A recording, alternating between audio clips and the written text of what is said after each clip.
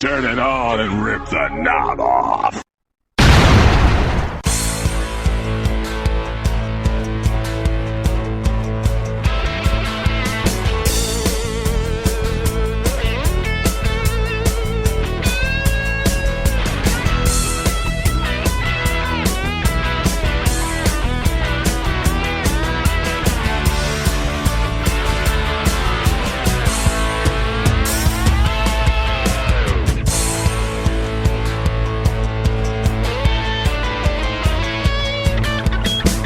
Hey guys, welcome back to the Wrestling Memory Grenade, and we're at episode number 48. Oh yeah, and it's late August of 1993. Today we're going to talk everything late August. That's Monday Night Raw, August 16th through Sunday, August 29th, the day before SummerSlam. And of course, SummerSlam this year taking place on Monday, August 30th. Of course, last week we did the first half of August. This week, the second half of August, and yes guys, you better believe it, next week is the SummerSlam 93 Watch-Along edition of the Grenade. Going to be some fun stuff there for sure. But before we can get there, we're going to get through the rest of the month of August. So let's do that, shall we? Well, but you know what? Wait, before we do that, let me tell you guys how you can find all past episodes of the Wrestling Memory Grenade, as well as all of our sister shows, including TR Shocks the World with the great Tom Robinson, and Monday Warfare, The Battles Within, among other podcasts, all available as part of the WrestleCopia Podcast Network, which you guys can listen to over at WrestleCopia.com and all of your favorite podcast streaming apps from Apple to Spotify, Google Pod, Pocket Cast, Stitcher, TuneIn, Audible on Amazon, iHeartRadio, so many more.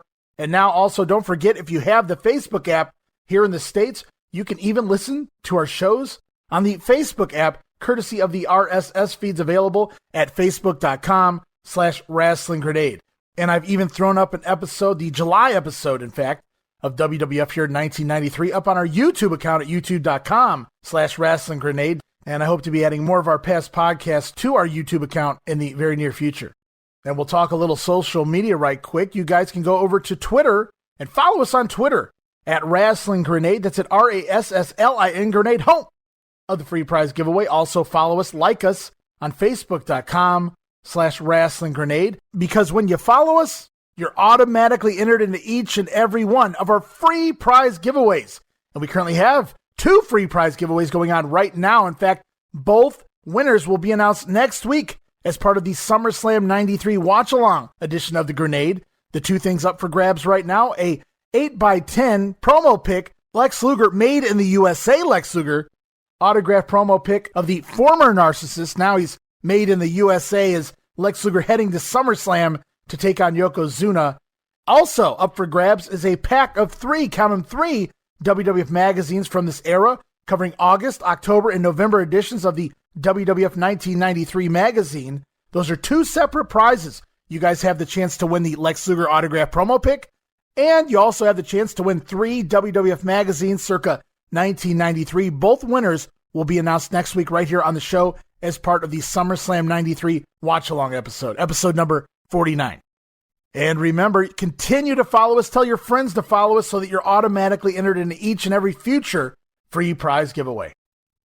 And of course, we can talk a little YouTube, because I told you guys last week I added something like 30 new videos to our YouTube account. Well, guess what, guys? I added another 20 plus this week. Over 50 new videos in the last week and a half on our YouTube account. So make sure you subscribe right now at youtube.com/Wrestling Grenade. Easy to figure out. That's youtube.com/Wrestling Grenade. I've added over 50 new videos all about the WWF versus USWA war of 1993.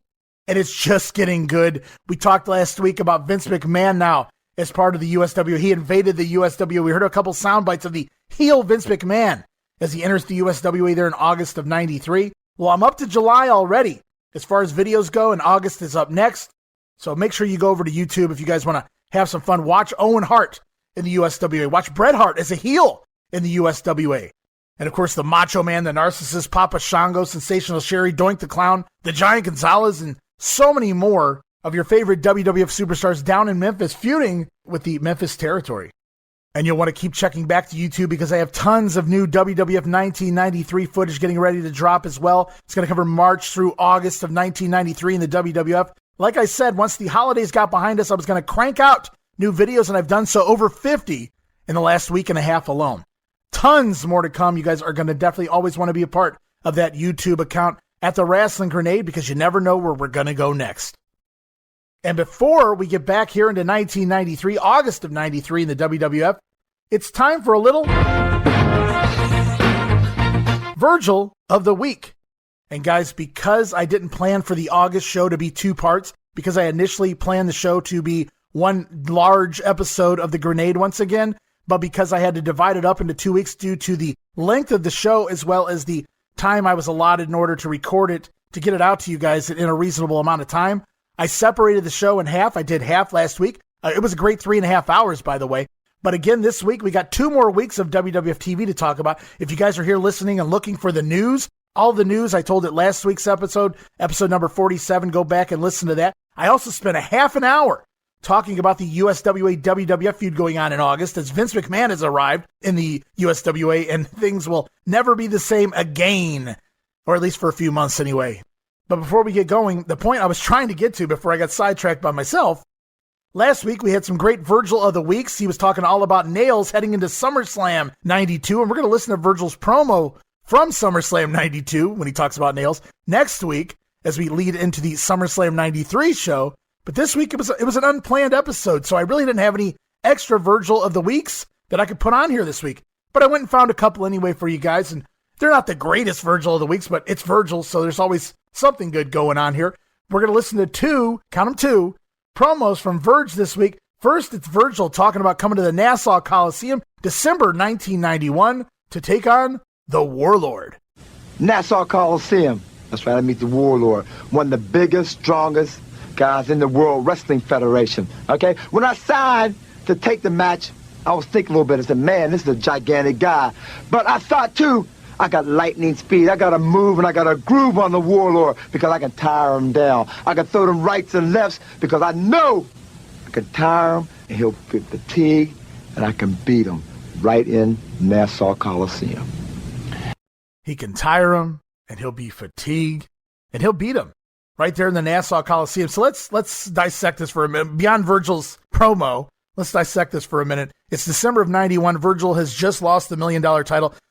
Not arguably, really, the biggest year of Virgil's career in 1991. He turns babyface at the Royal Rumble. He goes on to SummerSlam and wins the $1 Million title. He's riding high. He's considered a mid-card, a respectable mid-card talent by the end of 1991. Here he is. He loses the $1 Million title. It's December, and he's in there against the Warlord, who's all but gone from the company. The Warlord's a month or 2 away from getting the boot. I'm assuming a lot of it had to do with the steroids. Of course, everybody had to get off of them, and then Vince started making some cuts thereafter. Hercules, Barbarian. You see where I'm going with the names and what they looked like when these guys were showing the door in the early part of 92. But the Warlord hasn't been a factor in quite a while. Yet he's taking on Virgil, who's just coming off the big long push of 1991. Virgil goes into Nassau Coliseum. He's taking on the Warlord. The finish of the match was apparently Virgil winning the bout over the Warlord on a disqualification when the Warlord would not release a chokehold after 3 minutes. At least the match was short and sweet. I have to say that much, but Virgil cannot score a win over the Warlord, which, okay, the Warlord is at least twice the size, but still a 3-minute choke. Amazing.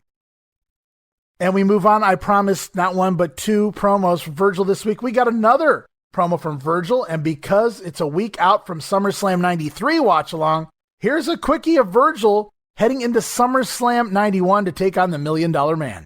Meets his former bodyguard, Virgil. Hey, DiBiase, I'm going to catch the train down to Madison Square Garden. But at SummerSlam, when I beat you, man, I'm going to tip your limo driver so nicely, he's going to take me down and ride me down to Broadway, and you and Sherry going to be catching a cab. Certainly not one of the worst Virgil promos of all time. Sherry and DiBiase going to be taking a cab. He's going to be tipping that limo driver. Virgil heading on down to Broadway. It's a 15-second promo, so you can't really screw too much up there. So maybe they figured the window out and they just didn't realize it. Like, if Virgil gets 10 seconds, 15 seconds, he might be okay. It's something to think about moving forward. I got some great Virgil promos lined up and some surprises coming up as well from old Virg here on the show. But before we get going into the TV results for the second half of August here in 93, there's a little more news on Mr. Hughes.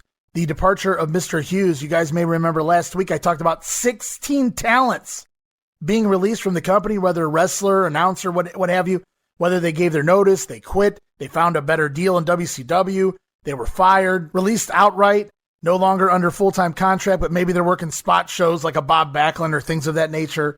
Whatever the case may be, 16 talents gone from the company throughout the course of August of 1993. Mr. Hughes was one of the biggest names on that list because he's in the middle of a feud with The Undertaker. It's just unheard of for a guy that high up on the card to just disappear off TV, but that's what happens here. And I actually went back while I had some time this week, and I watched a portion of the Mr. Hughes shoot interview, specifically in regards to his release from the company here in 1993. And here's what Mr. Hughes had to say about his run ending abruptly here in 1993. Mr. Hughes talked about being on the road, traveling to a hotel, and asked a few of the guys to borrow some money until he got his advance. Of course, for those who don't know, before you get your paychecks, you could actually go to the agents and ask for X amount of dollars advance so that you can cover some bills or cover your travel or whatever the case may be. And typically they would float you the money up front until your check came. Well, here, Hughes couldn't wait for his advance, so he admitted he went around to a few wrestlers he may have known and asked if he could borrow a few bucks until he got his advance. But someone ratted Hughes out. Ratted him out to the office. The agents stooged him right out. And they claimed that he was knocking on doors early in the morning, looking to get money for drugs. Now, you got to remember, this ties in with the story I told a couple episodes ago about Chief Jay Strongbow not being a fan of Mr. Hughes and having it out for him and trying to get him fired, going to Vince and claiming Mr. Hughes was high and passed out at the airport. In actuality, Hughes suffers from narcolepsy, and that was really the case. That was what was going on. So Hughes' job was saved at that point in time, but here we are again, and now I'm sure Strongbow part of this list of guys who were probably licking their chops to go to McMahon about this story. And next thing we know, Hughes says the next day was drug testing, and they made him pee in a room with the agent Blackjack Lanza as well as one of the WWF referees. Now, what's interesting here is Hughes also said that Bret and Owen Hart both told him not to take the test unless everyone else had to do the same exact thing. But Hughes said he didn't mind because he didn't take any drugs. So he took the test anyway. He pissed in the cup. No problem. The next thing Hughes knows, the very next day after the piss test, he was told to go home after his match. Now, the final match that I have record of here is Mr. Hughes losing to The Undertaker on August 21st in Anaheim. So you'd have to imagine that would have been the date Hughes is referencing here if he's accurate in the way this played out. But Hughes says he was basically told to go home after his match in Anaheim and that Vince would be calling him to let him know what's going on. So he says Vince called him the next day and said he had heard some stories going around about Hughes and that the company had a lot of headaches right now with the upcoming steroid trial on the horizon, and Vince says he couldn't deal with any more headaches right now. And we'll see that more here in September, believe me. So Mr. Hughes asked McMahon if the test came back and what the results read, but Vince said he didn't know yet. He hadn't received the information. However, the writing was on the wall when Vince replied and told Hughes that he would have Adam Baum, who lived close by to Hughes, he would have Adam Baum stop by Mr. Hughes' house and pick up the urn to bring back to The Undertaker. Furthermore, I found it kind of interesting, too. They asked him during the shoot interview if he ever found out who ratted him out. And Mr. Hughes says, he knows. He knows exactly who ratted him out, but he would not say the person's name. I guess you got to respect that, though I'd love to know who it was. Mr. Hughes, clearly not a rat, not a snitch. Here in the shoot interview, he wouldn't say their name, but he said if he ever saw them again, he would knock their teeth out. So Mr. Hughes holding a grudge, and rightfully so. They screwed him out of big money there. Working with The Undertaker, you have to think through the end of the year. And that's the story of the department. At least that's Curtis Hughes' side.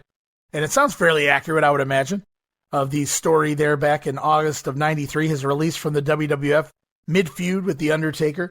As we roll on to WWF Monday Night Raw for August 16th, Poughkeepsie, New York, Mid-Hudson Civic Center, and we are live, pal. It's Vince McMahon, Macho Man, and Bobby the Brain Heenan on commentary. As we head to the ring, it's 1, 2, 3, Kid, taking on the $1 Million Man, Ted DiBiase. This, of course, a rematch from their match on Wrestling Challenge a couple weeks ago when the Kid pinned Ted DiBiase in the middle of the ring. We even see a clip here reminding us of the Kid defeating Ted DiBiase.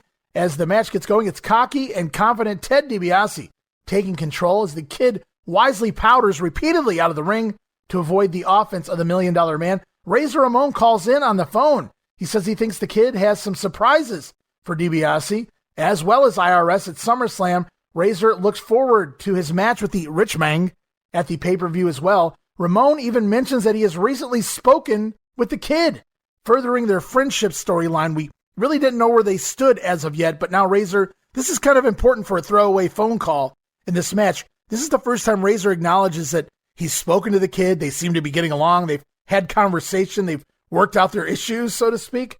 So even though it's throwaway, it's kind of interesting. Back in the match, the 1-2-3 Kid comes back with a weird botch of sorts. He looks like he's going for a crossbody running off the ropes, but DiBiase ducks his head, and it's almost like a head scissors driver backwards. It's like a high crossbody combined with a head scissors. It was an odd botch, but it was still somewhat believable.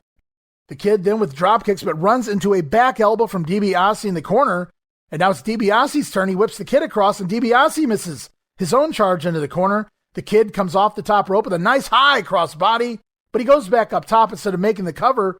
And as the Kid climbs to the top rope again, IRS is out. The other half of Money Incorporated, IRS, shoves the Kid off the top rope. The Kid does a flip off the top, takes a nasty bump back into the middle of the ring, and the referee calls for the bell. And what I called a shit DQ finish here. DiBiase will be disqualified. Kid gets the win in 4 minutes and 45 seconds. The match never really got going. Not a whole lot here.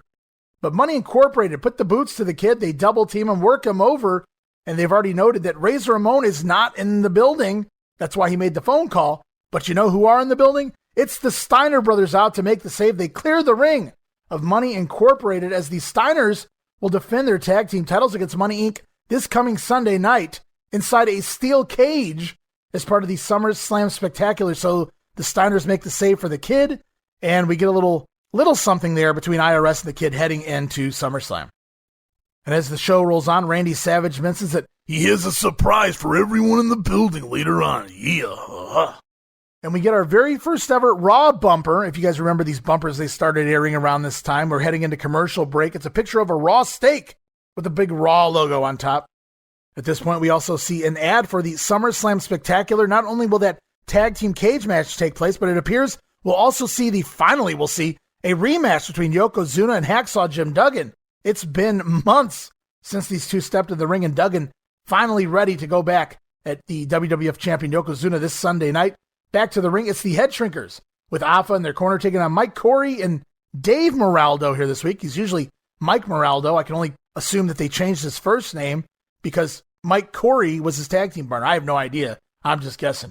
But it doesn't matter, as early on in the match, Samu just kicks poor Corey's face right off with a savate kick. Nasty looking crescent kick, just took his head off, and Corey sells it well. He's dead, laying in the corner for the rest of the match. He did. These Shrinkers have to roll Corey to his corner in order to make Moraldo tag in, and then it's a double face buster on Moraldo. And if you guys go back to, you remember certain spots in time, and there was this spot at WrestleMania 9 between the Steiners and the Head Shrinkers that just sticks out in my mind to this day. It's when one of the Head Shrinkers picks Scotty up in almost a hot shot, a stun gun type position, and goes to drop him across the top rope. But the other Head Shrinker pulls the rope down as he's trying to do an assisted stun gun of sorts, and Scotty takes this nasty bump out to the floor instead of eating a hot shot. Well, here they actually do the move again, this time to Moraldo, and it works. It's a stun gun, hot shot if you will, across the top rope as the other Samoan assists with dropping the throat right across the top rope. Great move here by the Samoans. We didn't get it often enough. And then out of nowhere, Alpha speaks absolutely fluent English right there into the cameras. Vince McMahon learns, Alpha can speak English apparently. As Alpha says, they want a title shot against the Steiners. And then Alpha shouts, SummerSlam, be ready. I wrote question mark as these Head Shrinkers pick up the win with the Fatu Flying Splash, 3 minutes and 7 seconds. Let's go back to that for a second. This is a live edition of Raw. This was not recorded 3-4 weeks ago when perhaps the Shrinkers were the ones still scheduled on paper to challenge the Steiners for the tag team titles at the pay-per-view. No, here we already know it's the Heavenly Bodies, yet somehow Alpha says they want their title shot and tells the Steiners to be ready at SummerSlam. Really odd stuff here. We already know, even on commentary during this match, that the Head Shrinkers are part of a 6-man tag team match at the pay-per-view. Speaking of SummerSlam, we get the SummerSlam report before we go backstage to see Bastion Booger preparing for his upcoming match with Marty Jannetty. How does he prepare? Well, of course, he eats a WWF ice cream bar because he's fat, and that's Vince McMahon. And then it's back to the ring for said match with Marty Jannetty taking on Bastion Booger. Bastion Booger even checks out Themis Clarities before the match. Marty coming down the aisle with the red, white, and blue wristbands, but they're all the way up his arms because it's Marty being Marty, and they must just be handing those things out left and right. Marty has a collection of at least a dozen on his body. Bastion, I don't think even... It's a good thing Booger's not a babyface. I don't know where he would try to fit a wristband on his body. But early on, Booger wants a test of strength, which Marty escapes. Booger then misses several charges into the corner. Marty Jannetty on the move. It's stick and go, stick and go. Booger chases Marty to the corner where Marty unleashes a reverse cross body block and actually takes Bastion Booger down for a 2 count. And then it's arm drags and a hip toss on Bastion Booger. Unbelievable sight there. Marty Jannetty, though, with 2 drop kicks, sends Booger over the top rope. That was not pretty. And out to the floor. Vince suspects that Booger was trying to escape the offense of Jannetty, when in reality, I think he was trying to sell it like the dropkick bumped him over the top rope, but it was so slow and bad, it wasn't believable. And worse yet, Booger gets his arm stuck in the ropes on the way over. It's a Bastion Booger match at this point. It's really not as bad as it sounds, however. Jannetty, though, goes to the top rope and hits a flying fist all the way out to the floor. And then Jannetty back inside with a slingshot plancha back out of the ring onto Booger as we head into a commercial break. Back from break, the 2 men spill to the floor again. They're on the outside. Bastion Booger posts Jannetty, whips him into the post, but Jannetty does an inside-out bump. Jannetty's famous for those. As he runs into the post, but this actually looks pretty damn cool. So I'm going to give him credit here as Jannetty eats the post and does the inside-out bump at the same time. Before it's the Karachi Crunch, the avalanche into the post by Bastion Booger. And then back inside, Booger shoots Jannetty up, and boy, does Jannetty get hyped on this giant, insane backdrop by Marty Jannetty. And as Jannetty lays there on the mat, Marty chants begin to break out among the fans. Pretty loud Marty chants, and say what you will, this guy is over with the fans. Jannetty makes a comeback. He tries the sunset flip, but Booger is not going down. In fact, he counters with his finisher, a trip to the Batcave. As Booger lands balls first onto the face of Marty Jannetty, he goes for the cover, but Jannetty hooks his legs around the massive arms of Booger and takes him back into a sunset flip. 1, 2, 3. Marty Jannetty has pinned Bastion Booger in 7 minutes, counting the commercial break. And the funny thing here, if you watch in the replay from a different angle, is Jannetty hooks the sunset flip, his face obviously between the legs of Booger at one point. Jannetty actually has to take his face and move it out of the cover position. He actually takes his face and turns it away, hides it behind Booger's leg because he can't stand the stench or the girthy disgustingness of having his head in between the legs of Bastion Booger. And Marty picks up a win over a relatively familiar name here in a competitive match, if you will, over Bastion Booger as he heads into SummerSlam to take on Ludwig Borga. And this might not be saying a lot, but sadly, it may have been the best Booger match thus far in the WWF, without a doubt. Not that it was very good, but Jannetty really made it pretty sweet. We move on. It's Vince McMahon in the ring with Money Incorporated as they talk a little bit about the Kid and the Steiner brothers. IRS says the Kid just got a taste of what's going to happen to him at SummerSlam. DiBiase hopes that Razor Ramon and the Steiners were watching what they did to the Kid. Vince asks if either of Money Incorporated will make it to SummerSlam after the cage match against the Steiners this coming Sunday night. DiBiase says everybody has a price, and when the Steiners signed for a title match inside a steel cage, well, they were bought and paid for. DiBiase kind of hinting that he's the one that paid someone off to make this match happen inside a cage. Money Incorporated are favored here because it's inside a cage. IRS says it's the Steiners who need to worry about making it to SummerSlam and their title defense against the Heavenly Bodies. DiBiase admits the Steiners are big and they're strong. They're a great team, but they have a cumulative IQ of 10, and they got lucky the last 2 times the 2 teams fought. Vince talks about the cage match stipulations. Both members of the team must exit the cage in order to win. Vince says the Steiners have the advantage in his eyes. They're faster, they're more agile, and they have the stamina it takes to win this cage match. Mike Rotunda, using his old 1989 lines here in the NWA, he says the M on these Steiners jackets stands for morons. It's a classic tale of brains over brawn here, as Money Incorporated will come out the winners. The promo to me seemed unnecessary, kind of forced onto the show, served no real purpose other than just to cut a promo about next week's cage match, and then IRS mentioning the kid in a one-off sentence here. So nothing new was said here, but they use this to push for the USA special. The cage match is the main event of the SummerSlam Spectacular, and rightfully so. They didn't really do that very often. They didn't really sell the big matches on these USA specials. So I did like that for that reason alone, that they use this. They try to make the SummerSlam Spectacular, this title match, feel important. And it's back to the ring for more action as men on a mission with Oscar in their corner taking on Iron Mike Sharp and Barry Horowitz. And even men on a mission rocking the old red, white, and blue wristbands here. Themis is even rocking the wristbands, I noticed, as she holds up her Raw Girl signs.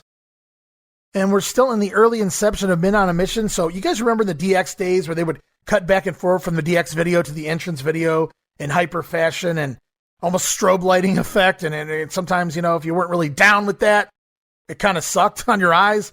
Well, Men on a Mission have the same thing going here, although it's not nearly as often. You might get 3 seconds of a clip of the hood, the ghetto, if you will, and then 15 seconds of the Men on a Mission entrance, and then back and forth and so on. But it's very interesting to see these interspliced clips here of the ghetto, of the hood, if you will. I'm not so sure that would get over too well today. This is how you're representing. You're talking empty trash lots filled with just empty trash laying around and broken down graffitied buildings and things. This is supposed to represent the African Americans. This is supposed to represent Men on a Mission, who I'm not particularly sure what they have to do with the hood outside of Oscar quote unquote rapping, and then the Men on a Mission dressed in whatever the hell that those outfits are. They don't look very ghetto-esque to me. I'm not really sure what they were going for with those outfits. Certainly not what the Harlem Knights wore when they were in the USWA. I also found it hilarious on commentary during the match, Bobby Heenan trashing the ghetto throughout the entire match while Vince McMahon responds, "Nothing wrong with the hood." I had to laugh there. Vince McMahon, nothing wrong with the hood. Vince, he's been in the hood so many times. He's one with the hood, is Vince McMahon. And I tell you what, Vince probably thought Oscar was great due to the crowd participation here, because say what you will, Men on a Mission I don't know if Men on a Mission are over or if just being able to have an act where the crowd can participate so much. That's what gets them over. That's what gets the crowd response, elicits the response. Now, I know Mabel, some of his moves are very impressive for a guy his size. It's just amazing. And I'm not shocked when they pop for the spinning heel kick or a drop kick from Mabel, but everything else, I'm not, it's questionable at best. And the crowd really into this, and Vince must think, well, this is what rap is, and this is what it's all about. And speaking of Men on a Mission, yes, there is a match happening here. It's Uncle Mo starting out with Barry Horowitz. He does a drop toe as Mabel comes in, drops the big leg across the back of the head of Barry Horowitz. Mabel even launches Barry in a big slam, throws him across the ring to his corner in order for him to tag in Mike Sharp. And it's the hip-hop double elbow drop from Men on a Mission and an assisted avalanche in the corner onto Iron Mike Sharp before Mo climbs to the top rope and does a quote-unquote bulldog on his own partner Mabel. Essentially, it's Mo assisting Mabel and coming down on Sharp with a big splash. And Men on a Mission pick up the win here in just 2 minutes, 8 seconds. And not much here on commentary to really sell Men on a Mission. Of course, Bobby gets in a couple of nice comedy jabs towards the team, but it's mostly used here. This match is just used for Macho Man to build up his big surprise coming up later in the show.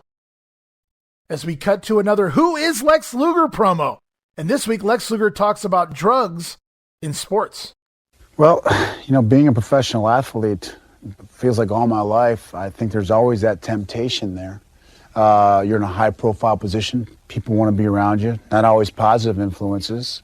Usually, you're fortunate enough to make quite a bit of money at a very young age. I don't think your maturity is quite caught up with your checkbook. And I think that obviously makes professional athletes sometimes more susceptible than the general populace to drug problems and drug abuse. And, I'll be quite honest. We all mature and we go through these processes, like I said earlier, and I've never had a drug problem, but I went through the experimentation that a lot of young athletes, professional athletes, go through, and I've worked my way through that. Alrighty, Lex Luger talks about drugs in sports. And then Vince McMahon. Yes, Vince McMahon is apparently here in these Who is Lex Luger promos. We just haven't heard him until now, but now Vince McMahon asks the big question. He asks Lex Luger about steroids. Lex Luger, are you taking steroids? Emphatically, absolutely no. And that, that's a real hot button with me, because once again, the maturation process of being an athlete and all the pressures you feel, the peer pressure that you feel from football and professional wrestling, anabolic steroids, before they became illegal, were very prevalent in athletics. I'm not denying that they still aren't prevalent at this point in time. But there's one thing I do know: they're not prevalent in any shape, form, or manner here, right now, in the World Wrestling Federation. But I will be totally frank and honest. Before they became illegal, I was a steroid user, and yes, I did use them. I wasn't an abuser of steroids, but I did use them. But I think it makes it so much more meaningful to me now, that knowing I didn't need a shortcut. That, yeah, I'm, like we said earlier, maybe I'm a mesomorph, and maybe have fortunate enough to have some genetic gifts more so than the other person. But I think that now I know that I can look good if I train hard, if I eat right, and do the proper things. Anybody out there, and I know because I've done it myself, can build a lot of good quality muscle and look good without anabolic steroids. I'm especially proud of this, and especially for the young kids out there coming up and want to be good athletes and want to get bigger, faster, and stronger. I really feel great that I can now be truly a role model and say that if you eat properly, the proper nutrition, do the proper training with discipline, you take the proper supplementation, that you truly can build and maintain a great physique and a great athletic build without the use of anabolic steroids. That's a great feeling. It really is.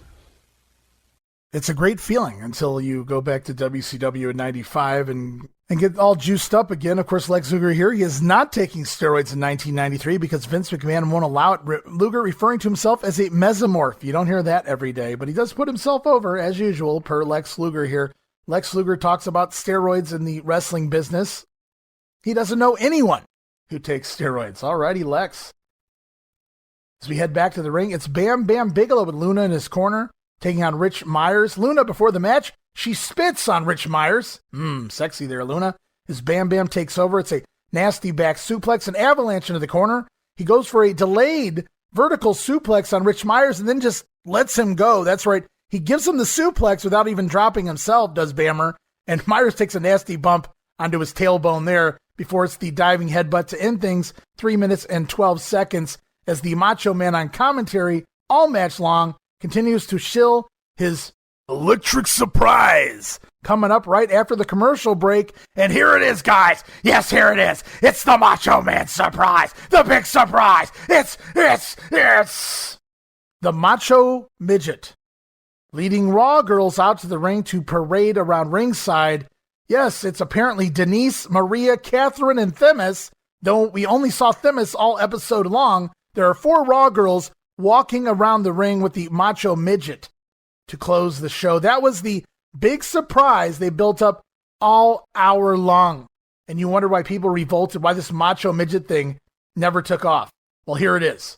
And that's what concludes the final Raw before SummerSlam. Remember, next week is a shortened version of the SummerSlam Spectacular on Monday night. So this is essentially the final Raw, not only before SummerSlam, but this is the final Raw until September 13th, thanks to the U.S. Open. And it closes with the Macho Midget parading around ringside. Unbelievable. And a SummerSlam Jam video will close out this episode.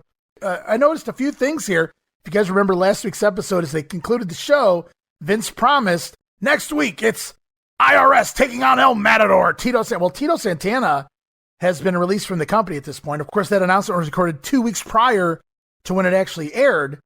So Tito gone from the company. That match never happens here, thankfully. Also last week, they promised us a Giant Gonzalez promo, which also never happens here. So Giant Gonzalez still missing in action since the Superstars before King of the Ring. Think about that, guys. We're 2 weeks out from SummerSlam, and we haven't seen the Giant Gonzalez on TV since before the King of the Ring. And I did like this week that they sold SummerSlam, but didn't beat it to death. This wasn't about selling buys. Good hard sell on the SummerSlam Spectacular, and of course, especially the cage match here. They end the show with Vince even taking note, announcing more matches and things coming up as part of that USA special. We know We learned that Shawn Michaels is defending the Intercontinental title against Bob Backlund. The Undertaker will be there for a special interview as well. So they're shilling the show. We actually know what to expect as part of the SummerSlam Spectacular. But before we get there, we go to WWF Superstars August 21st, taped back on July 26th in Utica, New York at the War Memorial. The intro sees Jerry Lawler standing outside somewhere as he brings out the real king, and it's actually an Elvis Presley impersonator driving a pink Cadillac as he rolls down the ring with Hound Dog playing on the radio. This imposter Elvis says it takes a king to know a king, and Lawler is a real king, and Bret, well, he's nothing but a hound dog. I feel like I'm having Hogan Honky Tonk Man Saturday Night Main Event flashbacks here. Lawler says at SummerSlam that he's sending Bret to Heartbreak Hotel, and now I'm having The Rock flashbacks, or would it be flash forwards? But nevertheless, Jerry Lawler and this Elvis impersonator, Lawler gets the most of this guy. He'll use him again here in a special edition King's Court here shortly. He'll also have him cut a promo with him for an episode of USWA TV around this time as well. So Jerry Lawler getting all this use out of this Elvis impersonator, who, by the way, was awful. Looked the part just fine, driving the pink Cadillac. He had all the Elvis gear on, had the hairdo, the Elvis glasses, all that good stuff, but the voice was just not a very good Elvis impersonator at all. And as we head to the Superstars building, it's Vince McMahon and Randy Savage. No Jerry Lawler to be found. But no, wait. Lawler shows up last minute. He was outside with the King, remember? And when he gets through with the Hitman, he says the Hitman will be all shook up. As the puns continue, we learn that later on in the show, we'll hear from Rappin' Randy and Men on a Mission. And since Men on a Mission are here to sing, Lawler, again with the pun, says that Elvis will be back to sing in the ghetto. As we head to the ring, it's Marty Jannetty taking on Barry Horowitz. We get an insert promo from Ludwig Borga, who talks about how Jannetty is a puny, Smurf-sized American, and he promises pain, and pain that won't go away at SummerSlam. Marty Jannetty in the ring with the super kick and the flying fist drop gets the win over Horowitz in 1 minute and 44 seconds as we're off to face. First, the Peacock version talking about SummerSlam. We hear from the Steiner brothers as well as Jim Cornette and the Heavenly Bodies before we head off to Nassau Coliseum in New York, August 27th. Razor Ramon scheduled to take on Shawn Michaels for the Intercontinental title. Let's hear from both guys. All right, let's go to my guest right now, the challenger, Razor Ramon, and Intercontinental Champion, Shawn Michaels, with his bodyguard, Diesel. This Friday night, Nassau Coliseum. Tried to talk him out of it. He didn't want to take the deal. So what you got now is the Heartbreak Kid, the wrestler of the 90s, coming down to Nassau to put the gold on the line against Razor Ramon. Razor, I want you to be good and ready. Make sure you comb your hair with a pork chop. Come out with all your gold, because, Jack, that's the best you're going to look all night. You know there, kid, Heartbreak Kid, you smooth, man. You sound so nice on TV. You look so cute. But Chico, when you step into the Nassau Coliseum, man, talking won't be enough. I see guys like you my whole life, man. Little pampered rich boys. You never been slapped around. This Friday, Chico, you're gonna get slapped around. And then, Chico, you're gonna be hoisted high in the air and dropped on your head. You know something? Razor's edge. You know something? What? You're a pretty tough guy. You are a real tough guy. I know. But take a look at this, pal. Yeah. Nobody just gave this to me. I earned it. Don't blame me if I'm the best-looking dude in the World Wrestling Federation just because I can manage to keep a title and not blemish this face. Oh, yeah? Don't You blame willing it on to me. put that I got face on the news for line, you. man? I'm the two-time Intercontinental Champ, and that ain't gonna change, Greaseball. Oh, yeah? Don't sing it, Chico. Bring it. I'll be right there, ready, willing, and waiting. Me too. Razor coming for that Intercontinental title. We'll see that match plenty here over the next couple of years in the WWF, but it's just getting going here in 1993. And I love the line Shawn Michaels telling Razor to comb his hair with a pork chop. Good line there by HBK.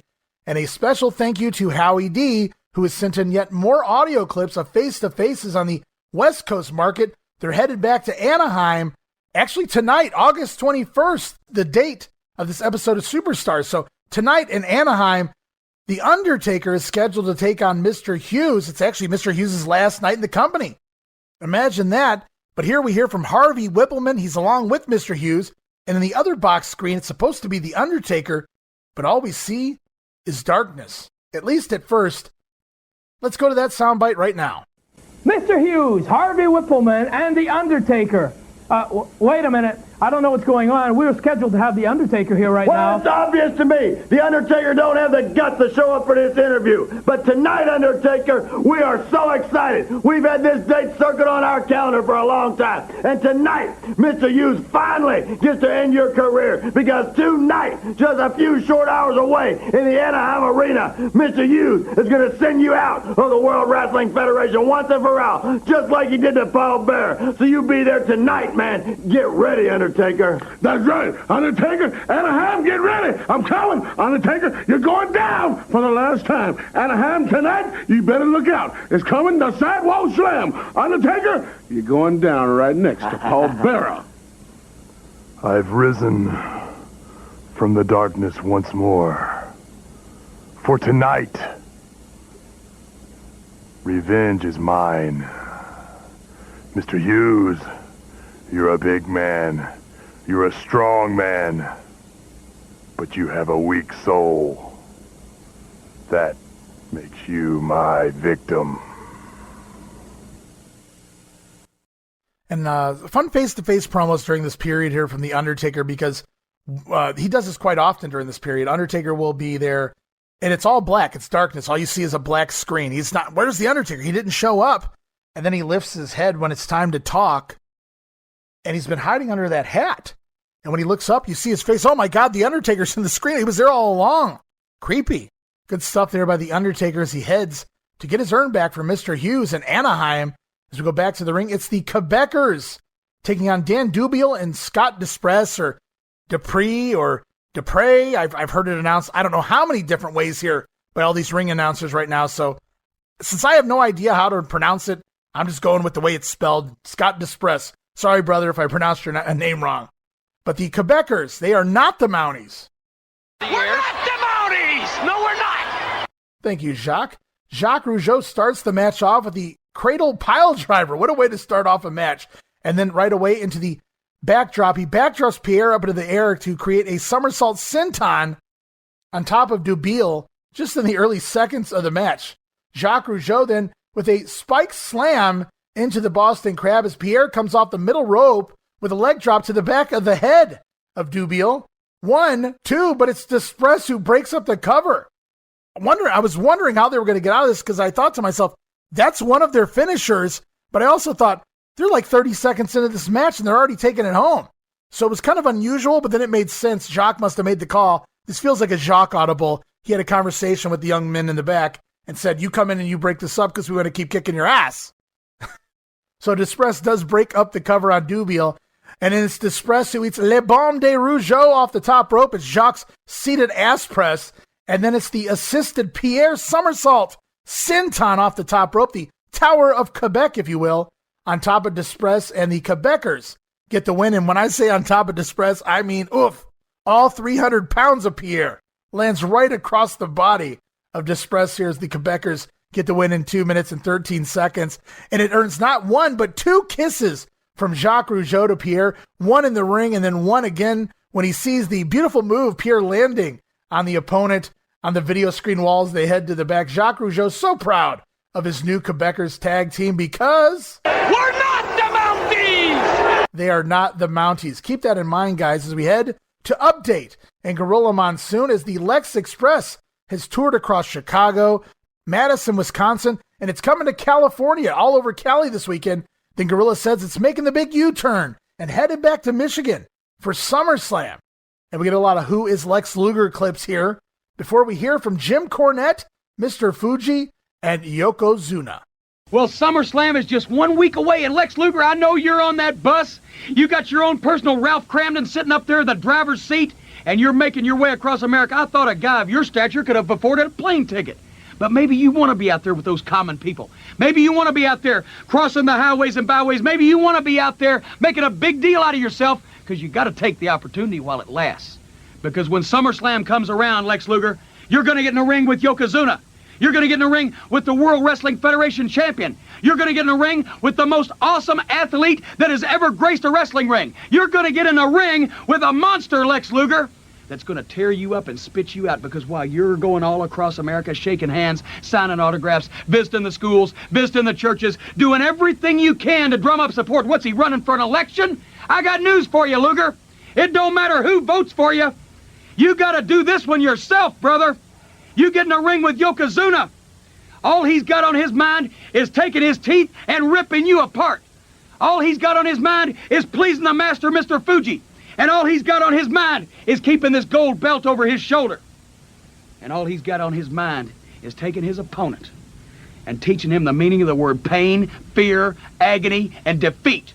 So, Luger, when you get ready for SummerSlam, what are you going to think about, man? What are you going to do? How are you going to face this guy? 568 pounds. He's a quarter of a ton of humanity. Maybe humanity's not a proper term.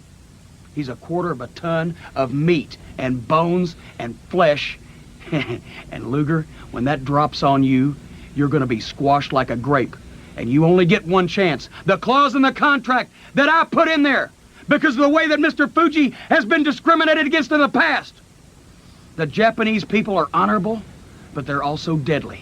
Just like a kamikaze pilot, he'll do anything to achieve his ends. 1 week, Lex Luger, till your end at SummerSlam. Cornette seems to still be finding himself here in the WWF, looking for his WWF-esque promo delivery.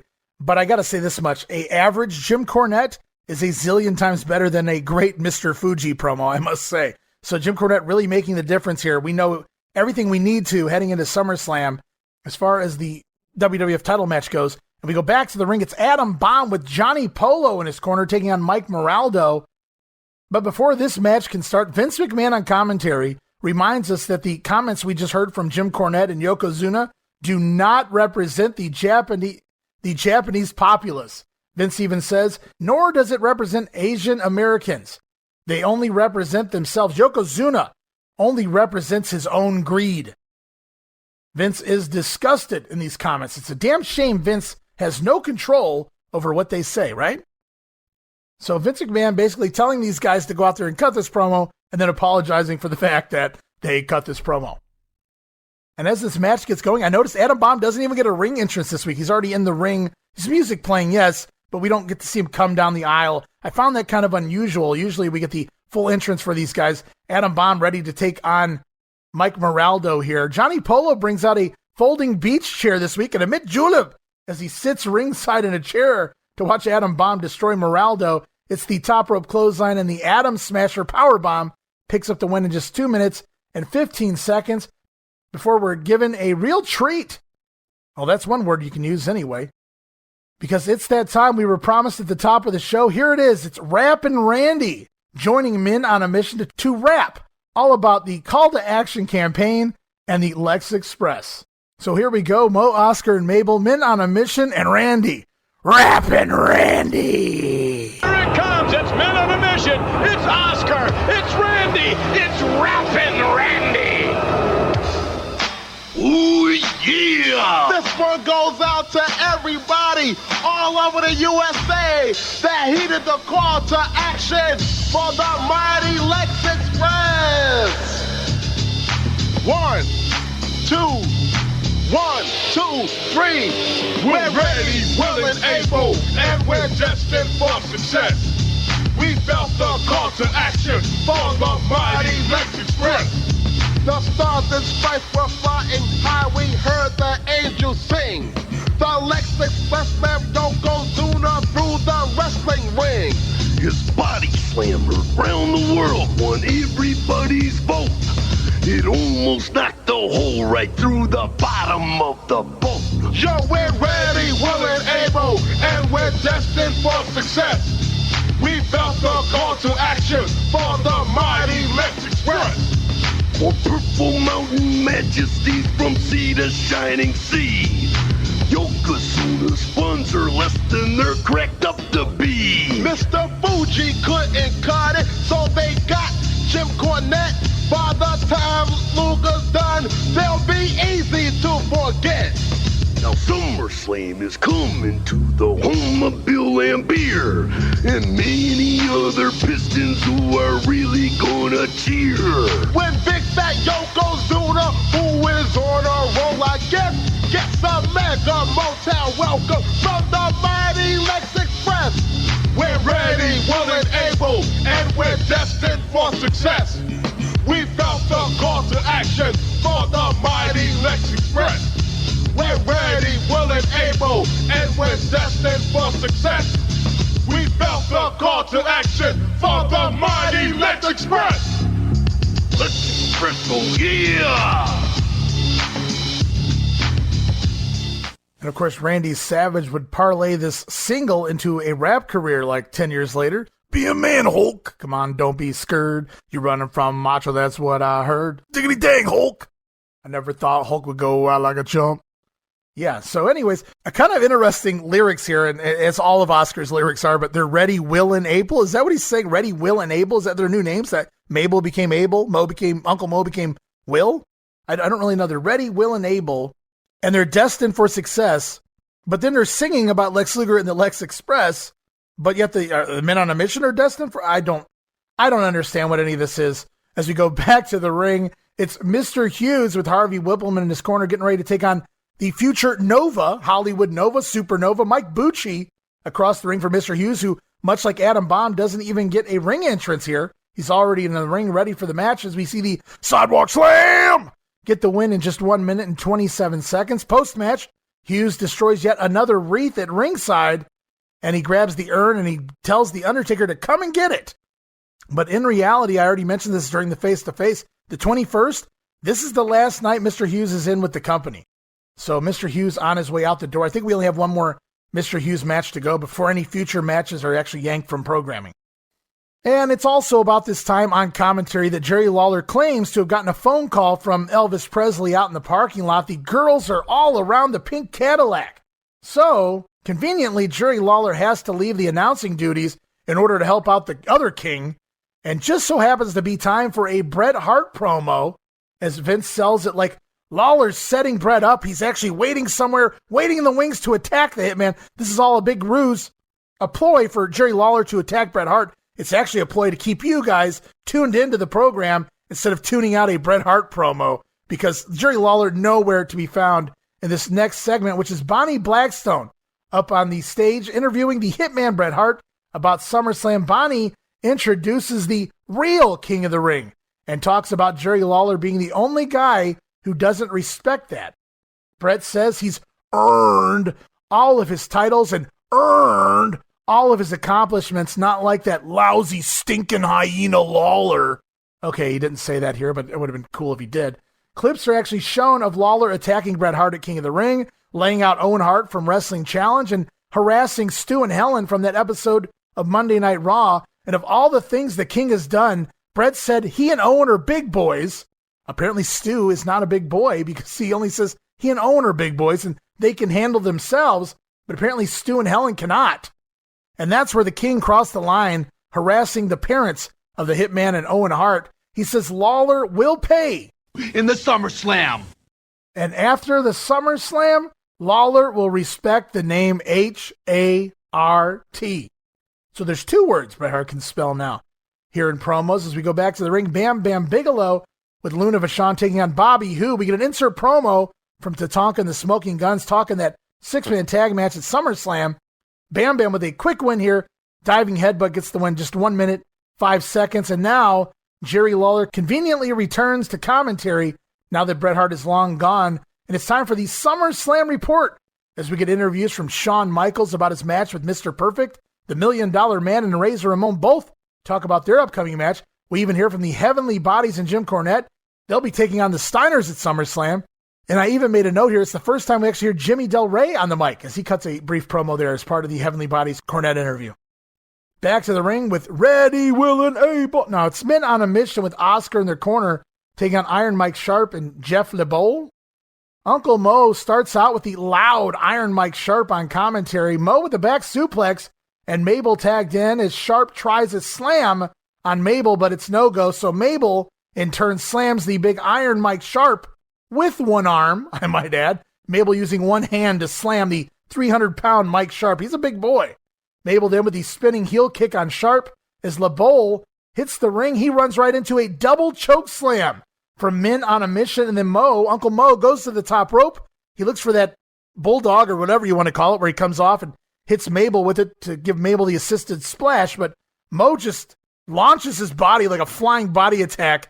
He's so far away and he has no idea what the hell he's doing. Just kind of falls into the top of Mabel, and Mabel falls on top of LeBeau for the win here. Just looks so random, so awkward the way Mo bounced into Mabel.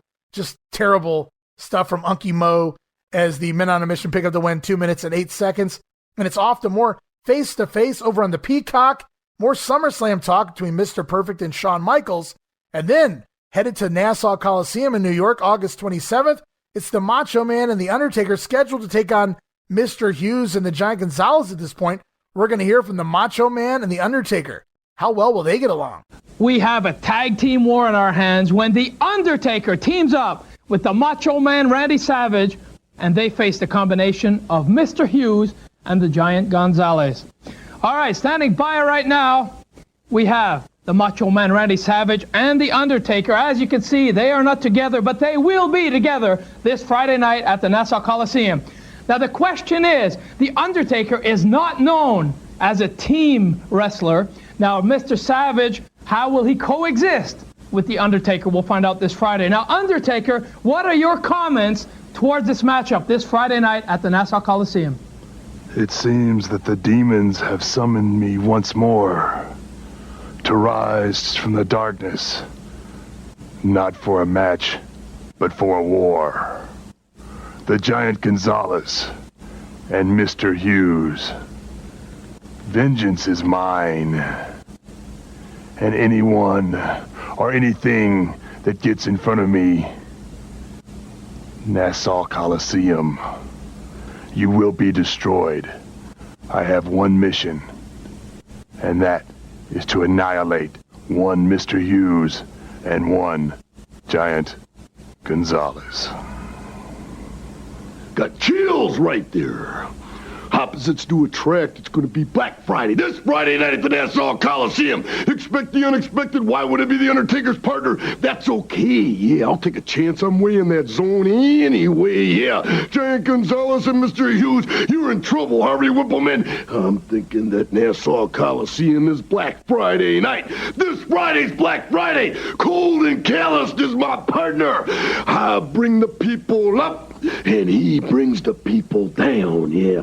I wouldn't buy any unripe bananas, yeah, Harvey Whippleman, because the situation is this. It's partly cloudy, yeah. And I'm thinking that The Undertaker is worried if I get in his way, I know I would be history. But you guys are done. You're out of the World Wrestling Federation. Black Friday, this Friday night, Nassau Coliseum. Everybody come down and get ready for darkness. Well, Macho is right about one thing. They're both out of the company are the Giant Gonzalez and Mr. Hughes very shortly here. Macho Man, Randy Savage, and Taker at this point scheduled to take on that duo.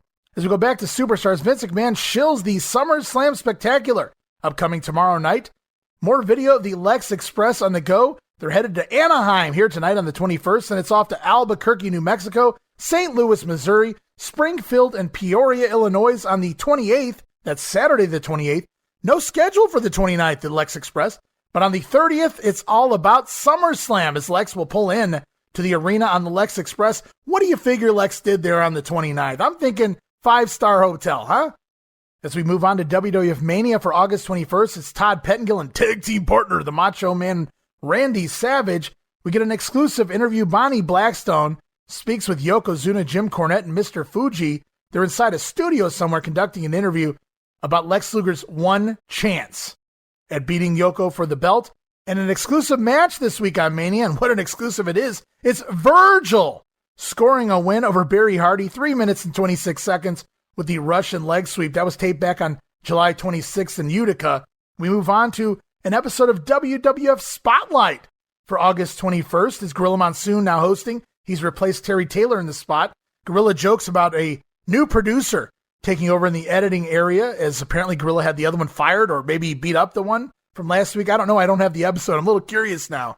as to what Gorilla is alluding to here as he opens the show. But we do see another exclusive. This one taped in Salisbury, Maryland back on July 7th. It's Marty Jannetty scoring a pinfall over Papa Shango. Gorilla Monsoon, when he throws to this match, says, we're going to go to Marty Jannetty taking on the man with the screaming skull. Papa Shango, the screaming skull. Huh, Gorilla? I think he meant smoking skull, but we get the point. But Marty Jannetty over Papa Shango, 5 minutes and 30 seconds with a roll-up after Papa Shango shot Jannetty into the ropes, went for the knee to the gut, and Jannetty flipped over into the roll-up, the schoolboy, if you will. Jannetty scored the win there over Papa Shango. And it's off to a face-to-face here on Spotlight as we talk about SummerSlam. In one instance, we hear from Jim Cornette and Yokozuna talking about Lex Luger. And then we hear from Jim Cornette again, this time with the Heavenly Bodies, and they have words with the Steiner brothers. 1 week from this Monday night at Detroit on pay-per-view cable TV. My guests at this time, World Wrestling Federation Tag Team Champions Rick and Scott, the Steiner brothers, are coming home to defend against Jim Cornette's Heavenly Bodies. And they are Dr. Tom Pritchard and Gigolo Jimmy Del Rey. You know, Mr. Cornette, Jim Cornette, I've got to give you credit. You got sure this do. title shot for your men in a big hurry. I'm impressed. What are you talking about, a big hurry? It took like 5-6 days. I'm not used to things taking that give me a long. break. But I'll tell you something. Speaking about time, it's only 1 week from this Monday night, Steiners. Only 1 week from this Monday night, you've got to worry and wait and get sick at your stomach. Thinking about SummerSlam. Thinking about people all over the world seeing you get beaten by the Heavenly Bodies. We're going to prove that we're the greatest tag team in professional wrestling. We're going to prove that we dominate everyone, no matter what organization or federation that we're involved with. And Steiner brothers, like I've said before, we're no strangers to each other, and I know that you guys, you got million-dollar bodies, but you got 10-cent brains. And just like a couple of dinosaurs, after SummerSlam, you're going to be extinct. One thing they do have is the hometown crowd, right, Scotty? You know, Mean Gene, in 1 week away, Heavenly Bodies and Jim Cornette are going to find out in Detroit, Michigan, it's going to be a lot easier getting in the ring than getting out. Rick? You know, Gene, my brother and I can't wait to get to Detroit. These two snot-nosed punk think they're going to come in and take our belts. One thing me and my brother like more than one thing, that's fresh meat. Who can champ for short, but not for long, guys. Monday night, not thank for you. long. You're out of here. You're out of here. These Steiners defending against the Heavenly Bodies at SummerSlam as we move on to Wrestling Challenge, August 22nd, taped July 27th, Plattsburgh, New York at the Crete Civic Center. Jim Ross and Bobby Heenan on commentary as we go straight to a King's Court. This week, Lawler talks with Mr. Fuji and Yokozuna, but before we get to that, the King has to put himself over as he says we're 1 week away from SummerSlam, 1 week away from Lawler proving there's only one true king here in the WWF, and then it's on to Yoko, Jim Cornette, and Mr. Fuji. Lawler says something else will be proved at SummerSlam when Yokozuna proves he's the greatest WWF champion of all time. Jim Cornette says the King can understand prejudice due to all the pretenders that pretend to be king, like Bret the Hitman Hart. But Yokozuna and Mr. Fuji, they were discriminated against by the WWF, by President Jack Tunney. They were never given proper translators for the contracts, so apparently Jim Cornette now a Japanese interpreter, it would appear. Corny goes on to say that Yoko's goals are simply to serve his master Fuji, defeat Lex Luger, and retain the WWF title. Corny even says, how fitting that this match is taking place in Detroit, home of the American automotive industry. How fitting, because Japanese automotives have crushed America, just like Yokozuna will crush Lex Luger and the spirit of America. Yokozuna follows that up with a simple sayonara. So apparently Yoko back to no English, unfortunately. I was enjoying those sound bites of Yokozuna speaking English, but now that Corny's here, he really doesn't ever have to speak English again. So just back to sayonara here in Bonsai, I assume. And it's at this point, Jerry Lawler brings a young kid, a young little boy out of the crowd, and he's got with him a call to action campaign, a I Want You Lex Luger poster in his hands. Lawler asks the young little boy, who is the real king of the WWF? The kid says it's the Hitman. And angry Jerry Lawler snatches the poster and hands it to Yokozuna, who rips the Lex Luger poster into pieces. And this kid sells it fucking awesome. Like $1 million. This kid was fucking phenomenal. Cornette says Yokozuna may not be Uncle Sam, but it's SummerSlam, Lex Luger. Yoko wants you. Pretty good stuff there by Jim Cornette. Lawler then looks down at the kid and says, get out of here, you little brat. As Heenan laughs on commentary about the whole bit, I wrote, this was awesome. Where this lacked in actual words between Cornette and Lawler, just some basic stuff between these guys here, but the stuff they did with the kid and the kid's reaction and everything just made this worthwhile. Great segment. It was a great segment because of that, I felt. Great heel work. These guys are masters of that psychology, masters of that heel heat, especially both working the Southern territories, and they know how to get heat, and they got it here at the expense of this kid, at the expense of Lex Luger, Bret Hart. Good stuff by both guys. I also noted here, and I couldn't find any information of this online, at least where I looked. If I'm not mistaken, this kid looked extremely familiar to me. In fact, I thought, maybe I'm wrong, I thought that this kid was actually one of Bret Hart's kids, which would make sense. I felt immediately before I saw the kid that this kid had to have relations to somebody in the company. And since they were going to talk about Lex Luger, I was curious to see if it ended up being his son, because we've seen his son on the I'll Be Your Hero video. We've seen his son in that opening promo from the Survivor Series upcoming. So I kind of have an idea of what Lex Luger's son looks like. But this was definitely not Luger's son. However, I said, this kid still looks really familiar, oddly familiar. And I swear that it's I've seen him in the old Bret Hart music videos. So I'm thinking this is one of Bret Hart's kids, if I'm not mistaken. And if true, he has better facial expressions than Bret Hart does, because he sold this shit tremendously. Great job by this kid. And I don't know how old he was here, 6, 7, whatever the deal may have been. He was very young, and he understood his part and did an excellent job. So I don't know what he knew was coming, what he didn't know, but his confused look, his appalled look, it was great stuff from whoever this kid ended up being. We go to the ring. It's Razor Ramon kicking things off with Barry Hardy here. And the bad guy looks down at the ring attendant and he says, you know it by now, Chico. And he makes the ring attendant tell him, if something happens to Gold, something happens to me. As we get an insert promo from Ted DiBiase. In the ring, it's Razor Ramon with a fall-away slam, the choke slam, a back superplex, and the Razor's Edge. Picks with the win in just 2 minutes and 12 seconds. And I didn't really remember it this way, but this match between DiBiase and Razor, I swear to you, I remember the angles leading into this match. I remember offering him to give him a job, and I remember the 1-2-3 kid pinning DiBiase. I remember all of the actual angles that led to this match. But I'll be damned if I remember it being hard sold and just pushed down our throat like it has, not necessarily in a good way or a bad way, but just every week they're really focusing on this match. I dare say this match is pushed more than Shawn versus Mr. Perfect at this point, certainly, and pretty much any other mid-card match on the show.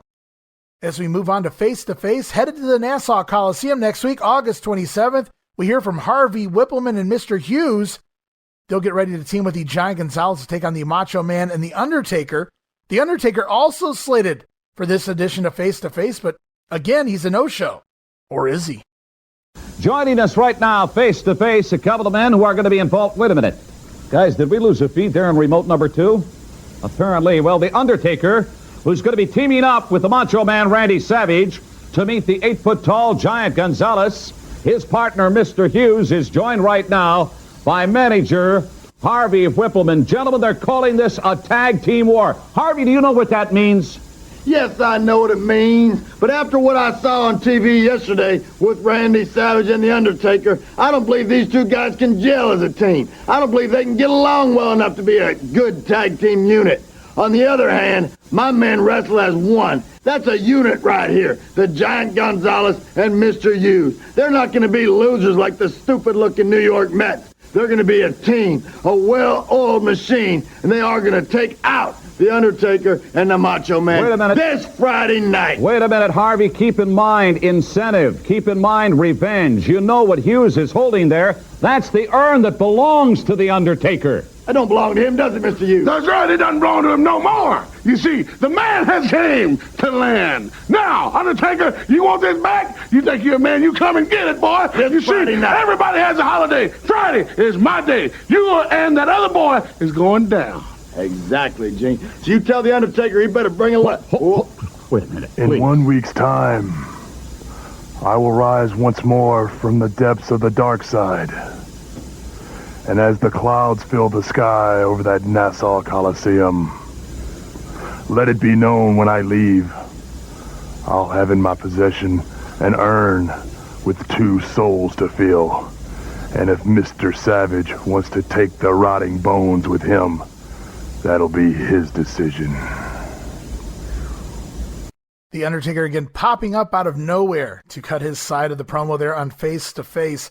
And if you guys are wondering what happens, you said Mr. Hughes leaves after the 21st. What happens in this instance? Well, Adam Bomb winds up replacing. I think we've discussed that a little bit already when we were talking about the house shows, but Adam Bomb replaces Mr. Hughes on any matches Hughes was scheduled to wrestle over the next several weeks at the house shows. So it's Adam Bomb and the Giant Gonzalez at this point. What a tag team that would make. And we go back to the ring. It's the Heavenly Bodies with Jim Cornette taking on Darren Trujillo and Kurt Sloan as we get a Steiner Brothers insert promo. Tom Pritchard with a nice sit-out powerbomb on Sloan during the match. Then an interesting double team move is Del Rey hooks Sloan for a DDT, but Tom Pritchard clotheslines his own partner. Tom Pritchard clotheslines Jimmy Del Rey down. It's supposed to add force to the DDT on Sloan. Problem is, Sloan doesn't take the bump. Only Del Rey does. Sloan takes the bump about 2 seconds later. Really sloppy stuff here as Sloan is forced to tag out. Del Rey with a nice-looking super kick. It's the Body's double flapjack and a moonsault on Trujillo. Gets the win in 2 minutes and 6 seconds. Solid win for the challengers headed into SummerSlam.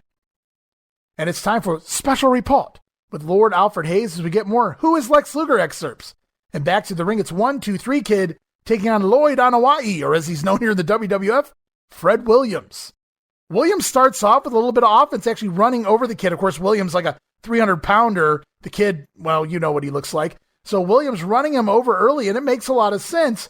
But the Kid comes back with a nice spinning kick. Kid even cuts an insert promo on IRS during the match. He says he's coming at Rotunda 100%, and whatever happens, happens. All right, Kid. Back to the action as the Kid actually tries to slam Fred Williams, but Williams takes over briefly before the Kid turns a backdrop into a drop kick.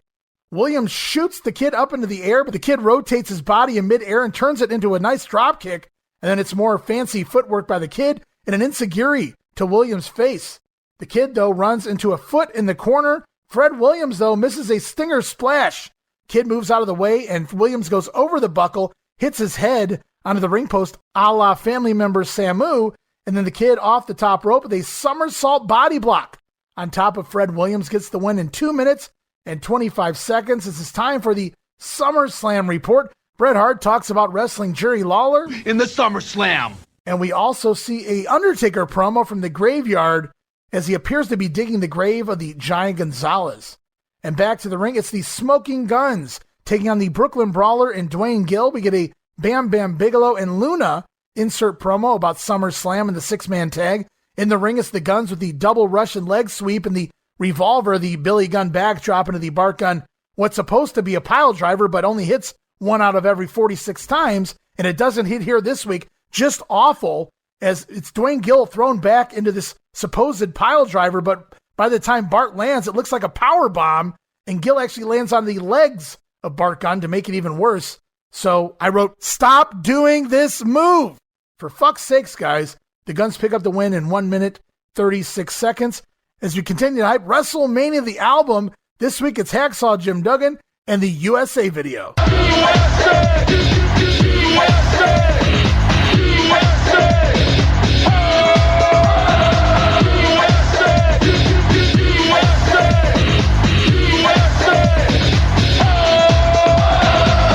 And how fitting, because later tonight, Hacksaw Jim Duggan scheduled to take on Yokozuna. As we go back to the ring, though, it's Ludwig Borga taking on Bert Centeno. We get an insert promo from Borga. He says that there will be no escape for Marty Jannetty at SummerSlam. He even gives us a little warrior snarl at the end of the promo. Interesting there. Borga attacks Centeno in the ring. Lots of body shots and headbutts. Very believable offense here from a fighter like Ludwig Borga. He scoops Centeno into a side slam, but before dropping him, he mocks the fans. He looks at the fans and says, USA! And then he drops him. So a little personality here by Borga, even though he's an asshole. Side slam, and I wrote, what a heel, as Jim Ross begins to talk on commentary. The hate that runs through Ludwig Borga's body. You're not shitting there, JR. Borga gets the win here with the jumping clothesline, the lariat, if you will, and kneels over Centeno for the pin. 2 minutes and 25 seconds. Jim Ross says Borga will be in action at the SummerSlam Spectacular as well, but he actually won't be, JR. And I wrote, not every heel gets an immediate shove like this. And even though everyone who comes in wins their initial squash matches, well, unless you're Bastion Booger, but typically everybody comes in, they win their squash matches. But Borga's push just feels more aggressive and straight to a main event position. And I certainly bought it during this time period, so I felt like it worked. Great job, and it's obvious he's headed towards a collision with Lex Luger, Mr. USA, of course. As we head off to face in the New York Marketmore Nassau Coliseum talk for August 27th, we hear from Luna Vachon, who will be managing Bam Bam Bigelow. Bigelow scheduled to take on Mr. Perfect.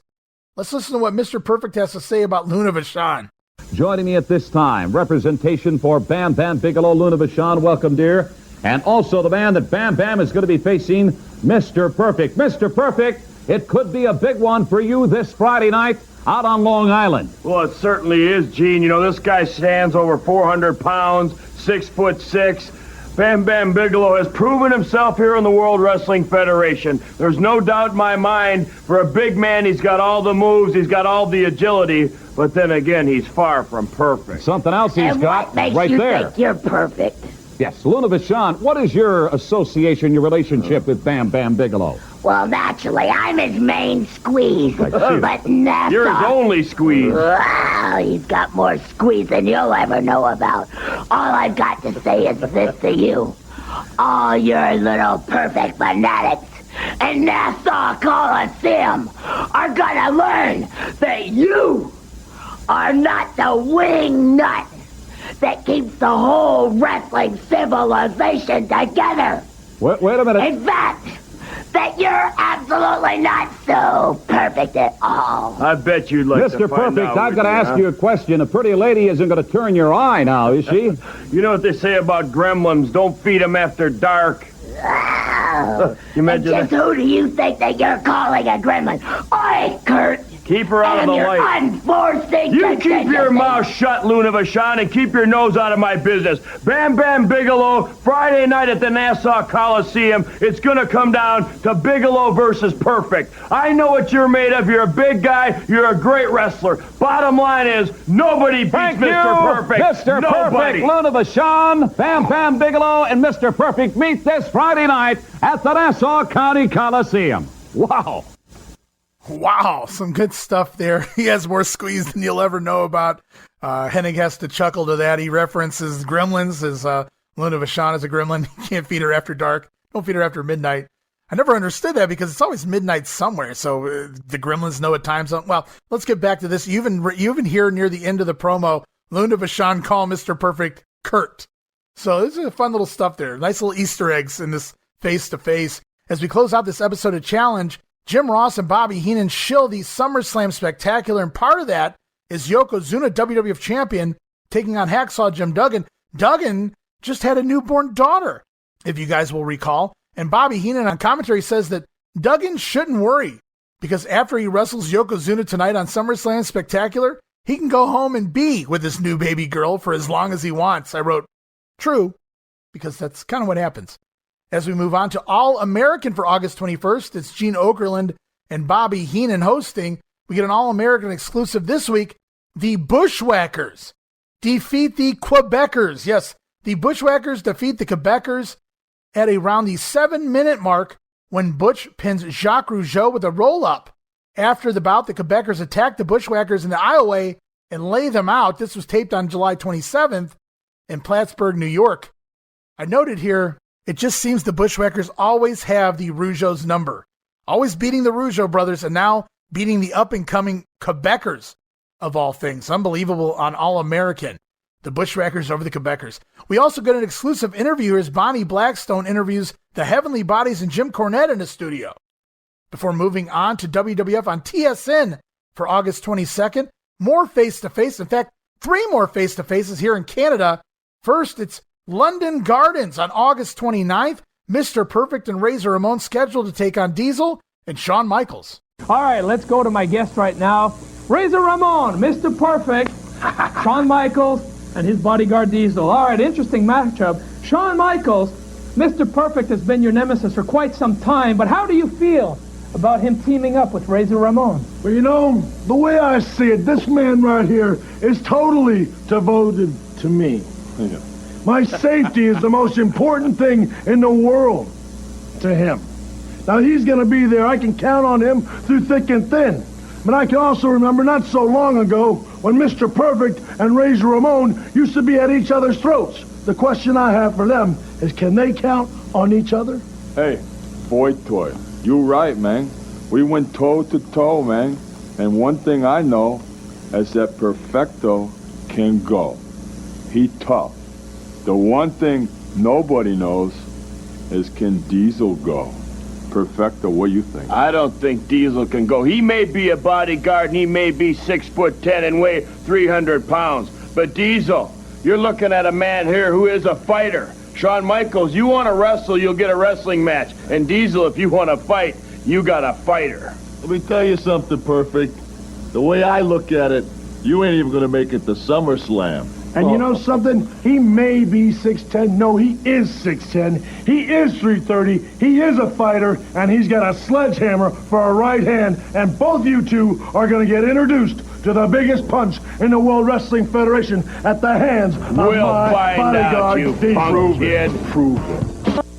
Alrighty, Razor Ramon and Mr. Perfect scheduled to team up to take on Shawn Michaels and Diesel. That's a Click dream come true, plus Mr. Perfect in there as well. Also coming to Canada in September, all along the tour, it's The Undertaker scheduled to take on Mr. Hughes. We're going to hear from Mr. Hughes, and there appears to be an issue, a black screen across from him. We were scheduled to hear from the end. Well, you know what happens, so I'll just take you to that right now. It's Mr. Hughes and The Undertaker. That's right. Undertaker, you want this? You come and get it. You call yourself a man? You're a dead man. That's where you're going to stay. Dead, on the ground, right next to Paul Bearer. After I give you that sidewalk slam. Undertaker, you are going down for the last time. I guarantee. Up from the depths of eternal darkness, the evil rises once more. Mr. Hughes, you were warned. I give you the opportunity to return my urn, and you laughed. Now you must feel the wrath of the Reaper. Mr. Hughes, rest in peace.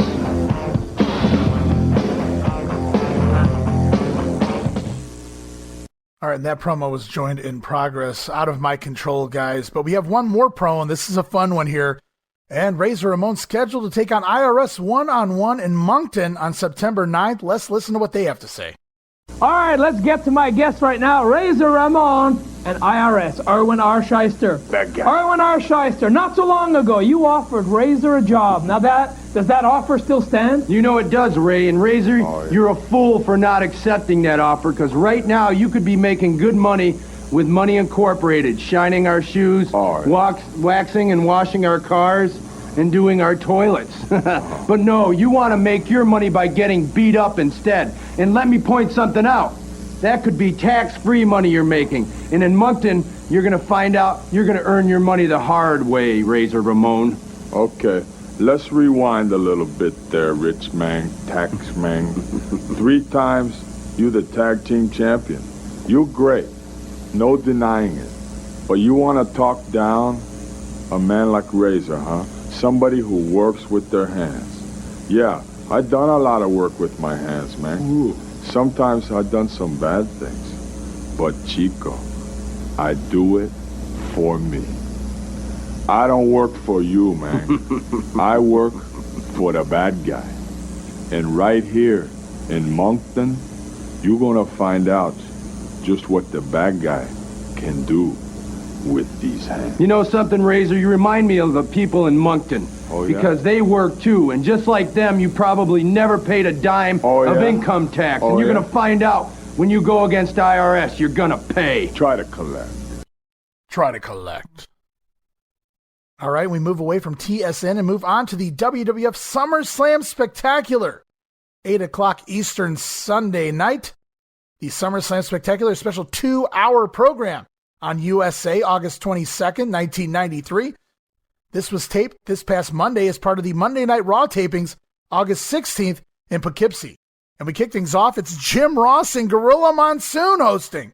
Well, that's a different announced team. Very interesting there. I kind of was upset that we didn't get a little Bobby Heenan in here, but It's a little different. Jim Ross and Gorilla Monsoon on commentary for this one. As we go to the ring, we kick things off right away with WWF champion Yokozuna, Mr. Fuji in his corner. No Jim Cornette out here with him, taking on Hacksaw Jim Duggan. This is a non-title match as we see a picture of Jim Duggan holding his new baby daughter Celia on the TV screen as the match gets going. Yokozuna in the corner, tossing salt out of his bucket. Jim Duggan attacks him from behind. And Hacksaw goes for his 2x4 right away, but the referee takes it away from Duggan. And as Duggan argues with the referee, he's attacked from Yokozuna, several thrust chops to the throat. As Fuji even lays in a cheap shot on Duggan with the flagpole, chokes him with the flagpole. While Yoko has the referee's attention, Duggan then gets tossed out of the floor, but he hulks himself up. Duggan is pissed off, and he comes back in with a combo of punches, rights and left, the fastest I've ever seen Duggan throw punches in his life, at least in the ring. But Yoko comes back with one big shot of his own and drops Duggan with one big shot and then a leg drop across the head of Hacksaw. Yoko then goes into a bear hug sequence. Duggan finally escapes him, but Hacksaw tries for a big body slam, and he can't do it. Yokozuna falls on top of Duggan, and it's right back into the bear hug as we go to a commercial break. Duggan escapes yet again, this time biting the face of Yokozuna. Really cool facials there by Duggan as he gets ready to bite the face of Yoko and escape the bear hug a second time. But Yoko sends Duggan back into the corner and chokes him out, hanging across the ring ropes as we get USA chants. The fans rallying behind Hacksaw Jim Duggan. He comes back laying in some punches, more rights and lefts, but Yokozuna sends him into the corner. Yoko for the big flying butt avalanche into the corner, but Duggan moves.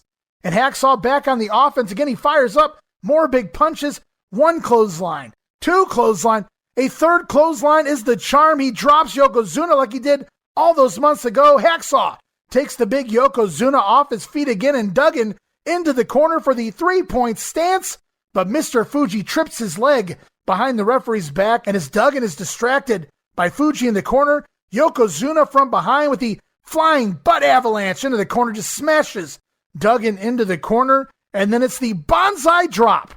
Picks up the win in 9 minutes and 30 seconds. Yokozuna pins Hacksaw Jim Duggan heading into SummerSlam. A piece of Americana died at King of the Ring, and another piece here. Lex Luger is going to have to pick it up for us.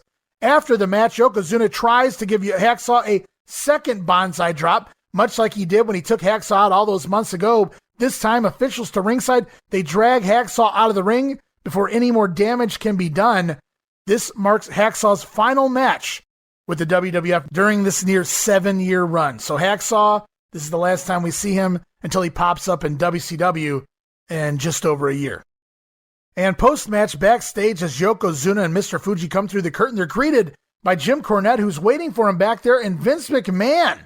I wrote, what an odd area for a promo. You can tell this is legit. Yokozuna sweating from the match. As Vince McMahon back there to talk to them, the story here is that Lex Luger has woken the sleeping giant. He's angered the beast. Cornette says Yoko was never really sleeping. He's just rabid now, and more wild and out of control than he ever was before. And bigger, too, and I'll get to that in a minute. Corny says that he and Mr. Fuji don't want what Yoko's going to do to Lex Luger on their conscience after SummerSlam, but Yokozuna himself, he has no conscience. Cornette talks about 3 bonsai drops that Yoko plans to land on Lex Luger at the pay-per-view, with Luger's insides exploding. And remember, Lex, you asked for this. Yoko will retain the title at SummerSlam, says Jim Cornette, in Luger's one and only opportunity. And just a minute ago, I mentioned I was going to touch on Yokozuna's weight gain. It's very evident here, as fast-paced for his size as Yokozuna was in the early part of 1993. It's really become evident since at least WrestleMania 9. He has really slowed down. He's fine for what he does in the ring, but the stamina is clearly gone, and the quickness in which he throws his moves also gone. So the weight already starting to affect Yokozuna, and he's not even a year into his run here in the WWF.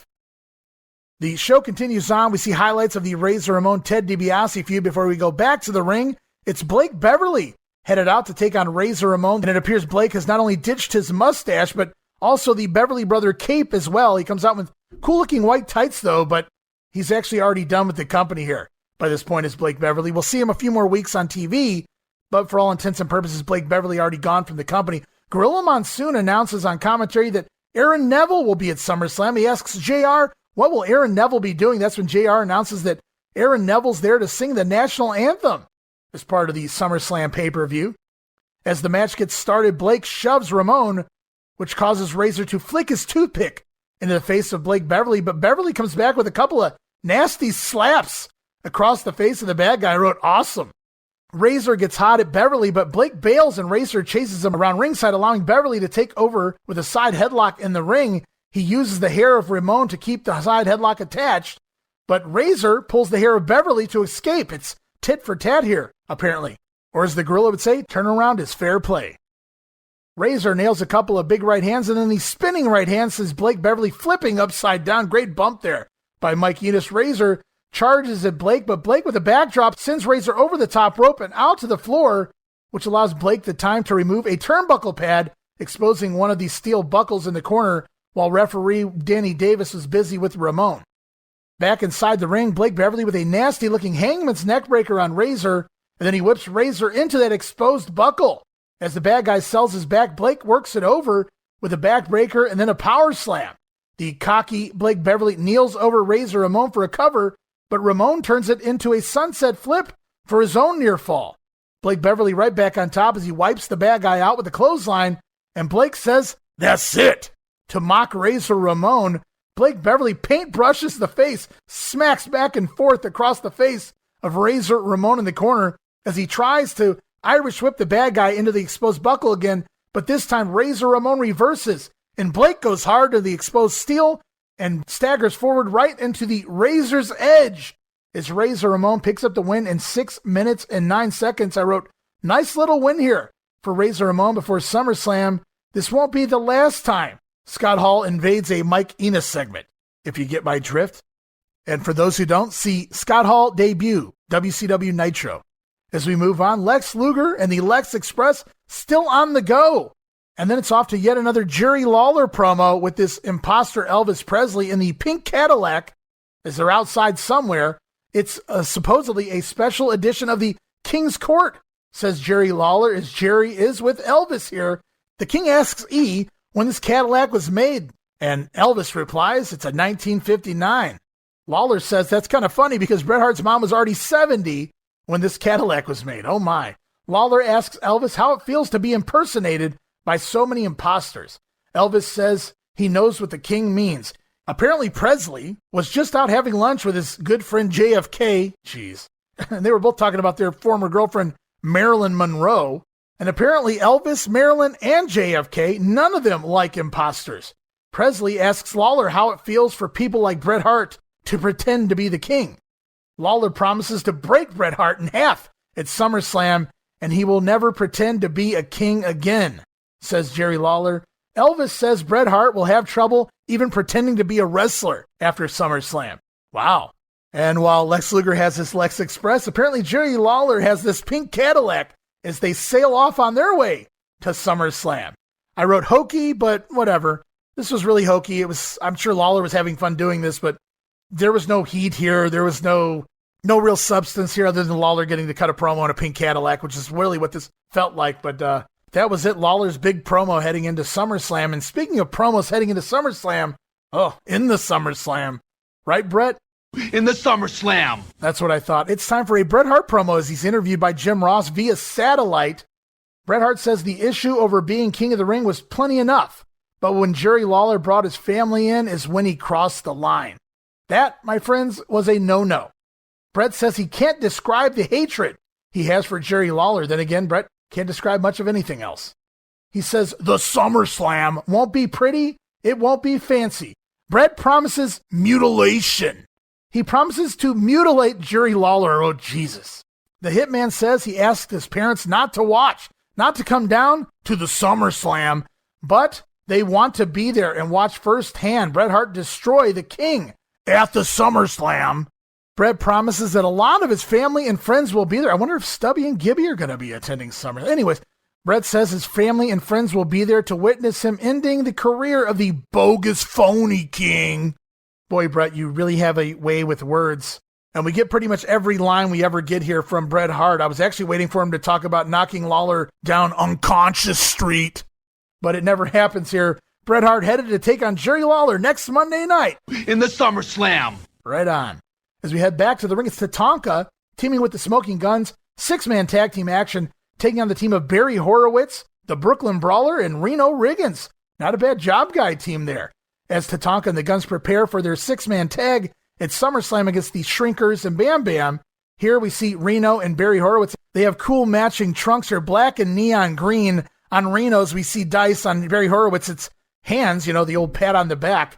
Horowitz, the Brawler, and Reno Riggins going to give it a go as the Guns dismantle one opponent at a time. Barry, Reno, then the Brawler all go down to the Guns. Tatanka finally tags in for a big power slam on the Brawler, but the heels take over on Billy Gunn. It's Horowitz with a nice-looking Northern Lights suplex for a 2, a Hangman's Neckbreaker by the Brawler, and an extended enhancement beatdown on Billy Gunn. This goes on for a few minutes here. The job guys, the enhancement talent, beating down on Billy Gunn. I kind of dug it. The heels work on Billy, though, as Gorilla Monsoon repeatedly on commentary shits all over the babyface team, questioning them. Maybe they're thinking about this match too hard, says the Gorilla. He also says they need to work better together or they'll have their clocks clean at SummerSlam. Monsoon not digging the way this storytelling's going in this match.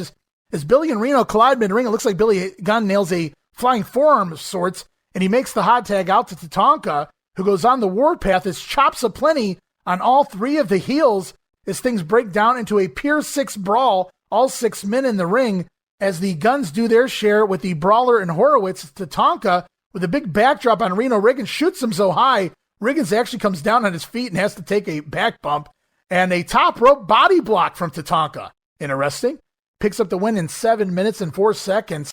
They did something very similar to this. If you guys go back to the SummerSlam Spectacular of 1991, heading into that show, there was a 6-man tag with Kerry Von Erich, Davey Boy Smith, and Ricky Steamboat taking on Warlord and Power and Glory. Well, on the SummerSlam Spectacular, the babyface trio prepared for their match at SummerSlam by taking on all 3 members of the Orient Express. Kato, Tanaka, and Akio Sato returned just for that one specific match. And we kind of see that here again as Tatanka and the Guns sharpening their skills for SummerSlam. Nice little touch there. From there, we get an interview. Mean Gene Okerlund, perhaps his last in-ring interview, as he talks to The Undertaker, who stands all alone. It's kind of odd seeing The Undertaker in this gimmick, standing all alone in the center of the ring, dressed in his hat and coat. And Gene wants to know, he asks The Undertaker right away, what are the rules to the Rest in Peace match at SummerSlam? Taker says everyone must be held accountable, and it starts with the Giant Gonzalez. He says the Giant has tried to destroy what cannot be destroyed. The Undertaker doesn't have Paul Bearer or the urn, but he has the power of the creatures of the night. Apparently, the RIP match is simply this, and I quote straight from The Undertaker's mouth, the RIP match is when the Undertaker takes your flesh and drives his hand deep into your carcass and extracts every living organ that you have. That's what an RIP match is. The Undertaker sticks his hand through your body, into your carcass, and rips your organs out. I don't remember that being a thing at SummerSlam. We'll have to wait and see. Taker then says when it's all over and he returns to the dark side, he will possess the soul of the Giant Gonzalez. This brings out Harvey Whippleman and the Giant Gonzalez. This is the first time we've seen the Giant since June 12th, I believe it was. The Giant Gonzalez returns August 22nd on TV with Harvey Whippleman to confront The Undertaker. The Giant gets in the ring and he gets on the mic and he says to The Undertaker, Undertaker, you potato head ugly man. You potato head ugly man. No, that was several weeks ago. No, I'm sorry. Here, instead, the Giant Gonzalez says this time The Undertaker will rest in peace. Well, that's all it takes is The Undertaker removes his coat, removes his hat. He's ready to take on the Giant Gonzalez, but the Gonzalez wants no part of it.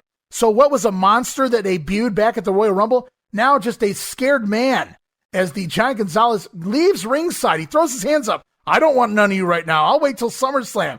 The Giant Gonzalez leaves ringside, not running, but definitely trying to get away from the Undertaker here. But he does stop, and I found this humorous. And go check this out on the WWE Network, the Peacock, if you will. The end of this, when the Giant Gonzalez is leaving up the aisle, he stops in front of the camera long enough to pose and show off his airbrushed abs. He flaunts his airbrushed abs. A little bit of personality there. by the Giant Gonzalez, who they say always had a little bit of charm for the ladies. But technically what we get here is the Giant Gonzalez running away from ringside, running away from the Undertaker, who slowly stalks him backstage as we go into a commercial break. And back from break, it's Shawn Michaels defending his Intercontinental title against Bob Backlund. Shawn, of course, accompanied by the Big Diesel. And before the match can get going, Bob Backlund, admiring the Intercontinental title, he takes the belt and looks at it, and Shawn Michaels snatches it away. You'll never see this belt, says HBK. You'll only be WWF champion here in another year or so. Slow to begin things, as you might imagine, in a Bob Backlund match. It's Shawn Michaels with a body slam, which Bob sells like pure death. Bob lays there forever as Shawn Michaels pretends to sweep the mat of Bob Backlund. And then Shawn Michaels with a second body slam. Again, Bob Backlund seems to lay there for seemingly ever as Shawn relaxes across the top buckle, waiting for Bobbert to get back to his feet. Shawn, though, looking the heaviest of his entire career here, has his tights up over his gut. He's clearly very pudgy, very large in the stomach area for Shawn Michaels. And we'll talk a lot more about that in 2 weeks when we talk about September of 93 here in the WWF. But for right now, Bob Backlund comes back with a flurry of offense. Of course, it's a Bob Backlund set offense, but an offense nonetheless, as he has Shawn Michaels rocking and reeling. Shawn Michaels bails out to the floor, but he spits into the ring at Bob Backlund, causing Backlund to chase HBK around ringside. But Backlund gets Shawn Michaels in the corner, teases like he's going to nail him when we go into a commercial break. And when we come back out of commercial, it's now Shawn Michaels in control, hammering away on Bob Backlund. Shawn goes up top, does a shitty top rope double axe handle, and locks in a front face lock here. Very slow and plodding by HBK. Bob uses his strength, however, in the front face lock to pick Shawn up into the air and seat him across the top turnbuckle. Bob then hauls off, and very un-Backlund-like, he slaps the shit out of the Intercontinental Champion here. Pretty cool stuff from Bob Backlund. Bob with a big backdrop on Shawn Michaels, a nice drop kick, and the old one-armed neckbreaker. God, I hated that thing when Backlund did that. The old one-armed neckbreaker from Bob Backlund gets a 2 count. Shawn up, he tries to deck Backlund with a wild swing, but Bob ducks, and he hooks Shawn up into the delayed running atomic drop. Backlund's old finisher is WWF champion. Backlund goes for the cover, but Diesel up on the apron to distract the referee. And as Backlund comes over to confront Diesel, Shawn is up on his knees. When Backlund turns around, it looks like Shawn's going for a low blow, but instead he actually hooks the trunks of Backlund and trips him up, causing him to fall to the mat. Shawn Michaels hooking the tights of Backlund, rocking back in a pretty shitty-looking cover. Shawn Michaels steals the win here with a handful of tights. Match went about 8 minutes. And this is pretty much the end of the initial Bob Backlund run. We'll see him pop up here and there for the rest of the year. Bob no longer under full-time contract. He'll work the secondary shows when they're running high schools and fundraisers and fairs and things of that nature. But Bob Backlund no longer getting the big push, if you will, in the WWF here in 1993. That'll all change in just over a year, as I pointed out. But until then, this is where we're at with Bob Backlund as we see more about who is Lex Luger, and then Vince McMahon backstage, an interview with the Hellraiser from Helsinki. It's Ludwig Borga. Borga starts things off speaking in his native tongue of Finnish, but Vince, he wants American English, damn it. Speak English, damn it. Borga mocks America for speaking only one language. He doesn't really know America very well, does he? Ludwig says it's his first SummerSlam, but it'll be Marty Jannetty's last, when he inflicts the pain on Jannetty. Ludwig said he won't just be fighting Marty Jannetty at SummerSlam, but the whole America. Ludwig isn't here for titles. He wants to destroy America and get paid while doing it. Ooh, what a heel, this Ludwig Borga. As we go back to the ring, we see Borga's opponent at SummerSlam, Marty Jannetty, out to take on Dwayne Gill. Perfect opponent for a showcase in Jannetty here. We see a flying head scissors early, and when they try for the backdrop spot, Dwayne Gill backdrops Jannetty up in the air. Jannetty's supposed to land on his feet, but we get a botch job here. Jannetty lands on his ass, but a nice cover-up quickly into a roll-up by Jannetty on Gill for a 2 count. Then it's Marty Jannetty with a super kick and a diamond dust, or at least a reverse blockbuster, as he hits a rolling diamond cutter off the middle rope on the Dwayne Gill. Marty Jannetty, the innovator of offense here in 1993, but it's the flying fist drop that puts Dwayne Gill away in 3 minutes, 19 seconds. We don't see Marty use that move all that often, the rolling diamond cutter off the middle rope. You have to wonder if guys were telling him back then, this move doesn't make sense. We don't do moves like this. Imagine what's to come in the years to come if we only knew. Jim Ross then shills radio WWF, even though Vince actually referred to the radio show on Superstars, or maybe it was Raw. He refers to the show as WWF Live on the radio. So Jim Ross calling it radio WWF, as we know it will be. Vince McMahon still calling it WWF Live, at least whenever he recorded his bits. And he'll do it again here, both ways, before we head into SummerSlam. And speaking of SummerSlam, it's time for the SummerSlam report before we head back to the ring. Main event time, steel cage match.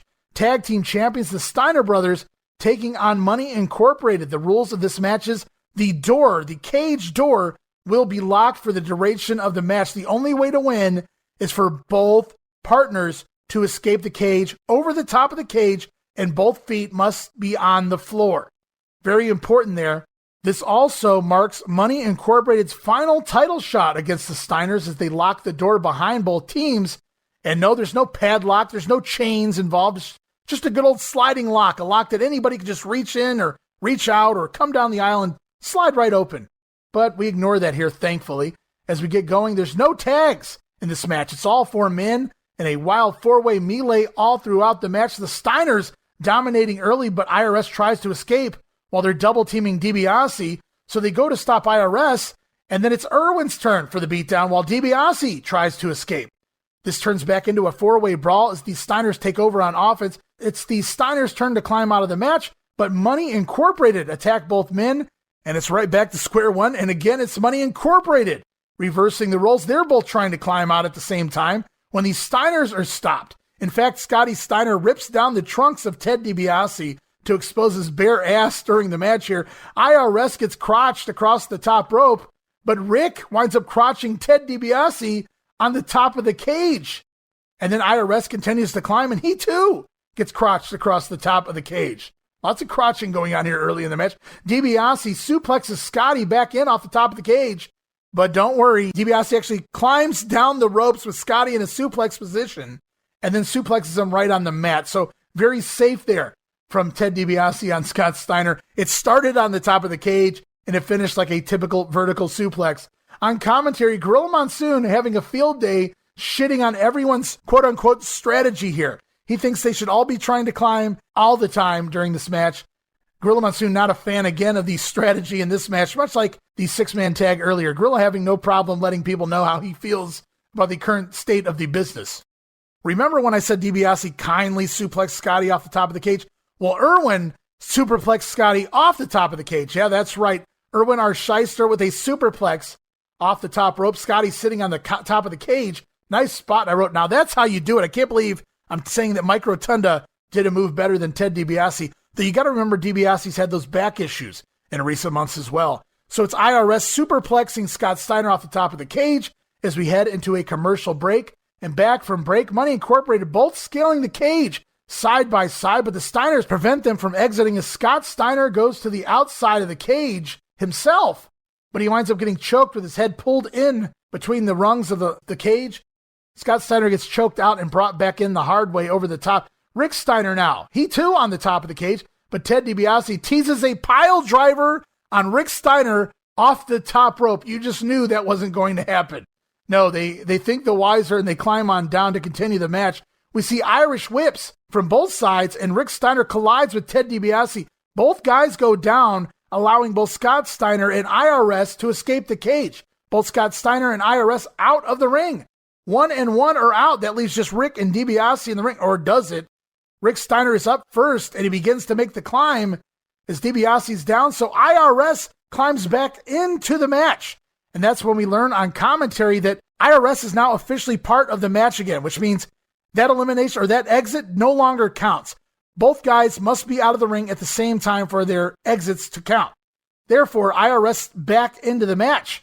But now, so is Scott Steiner. He can't allow his brother to be double teamed, so Scott Steiner climbs back into the ring.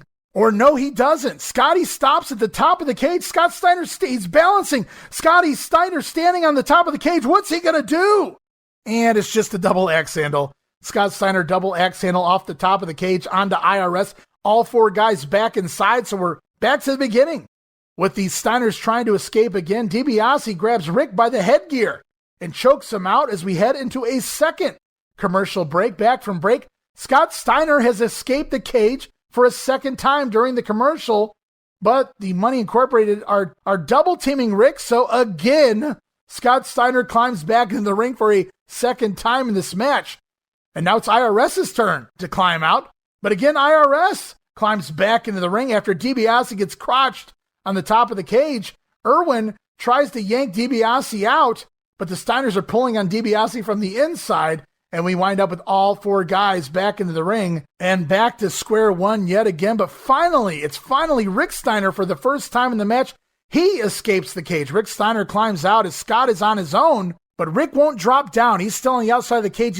He has faith in his brother who's being double teamed, and it pays off as Rick Steiner watches on. Scott Steiner comes back, double Steiner line on both of Money Incorporated. Rick Steiner celebrates at the outside by dropping on down, landing both feet on the floor on the outside of the cage. Rick Steiner has completely escaped the cage at this point, so Rick is out.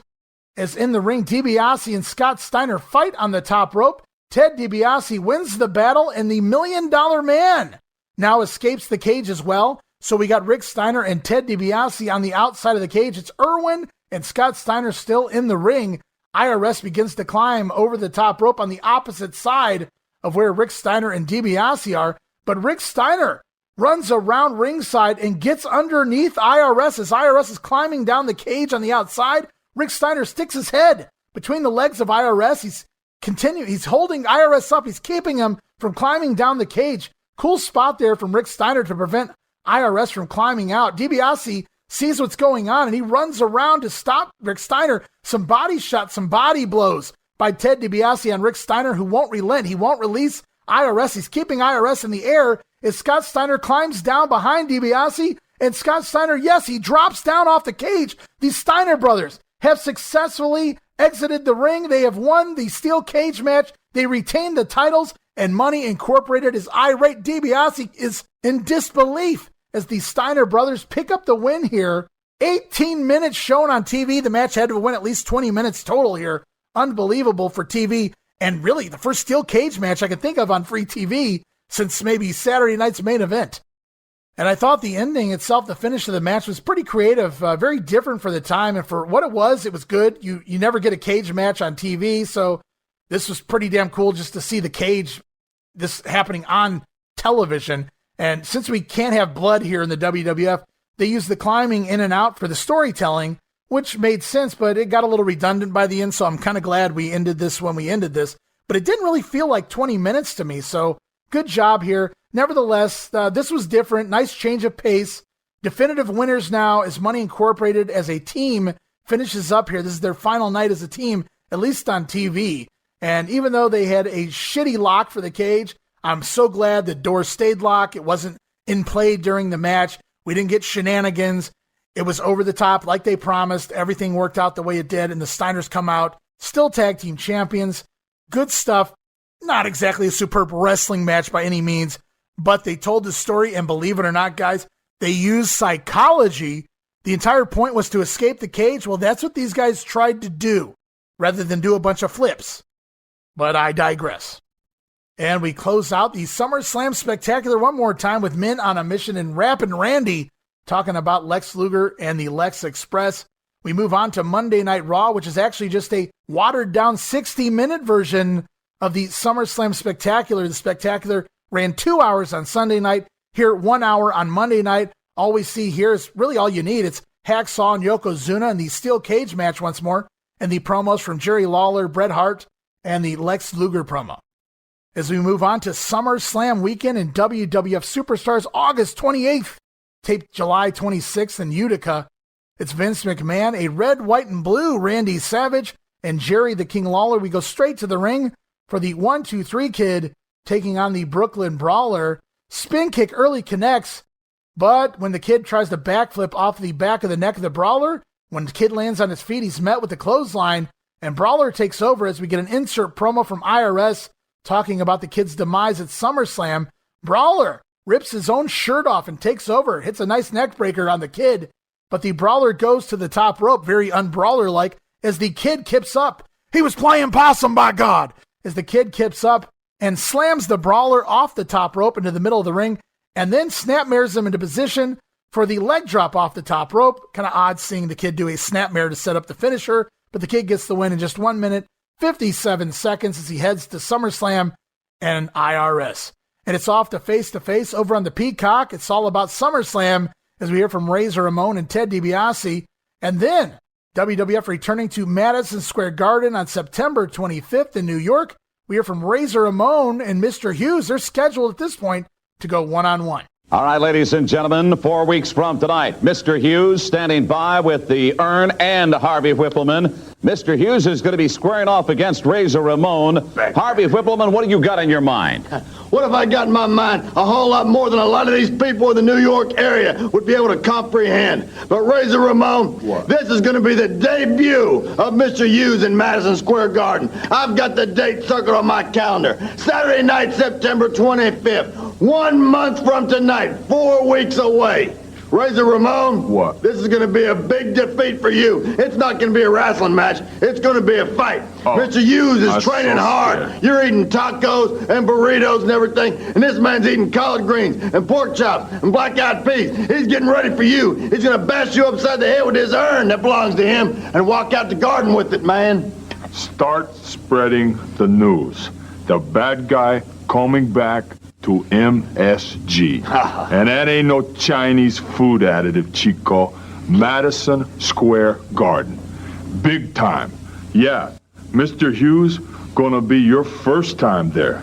The bad guy, he undefeated there. What about And Chico, you're gonna have Mr. Wimpleman on the outside. The garden, it's gonna be full of bad guys. Razor Ramon, you took all that drag, boy. You're going down with the sidewalk slam, just like everybody else. Don't sing Have it. a nice trip. Bring it. You're going down, sidewalk slam. Favorite 2 lines from Mr. Hughes there. We know these matches aren't going to take place because Mr. Hughes already gone from the company. I can't imagine that would have been a very pretty match between the bad guy and Mr. Hughes either. But they're not done yet. Apparently, they were also scheduled to work all the way across the United States, all the way over into California.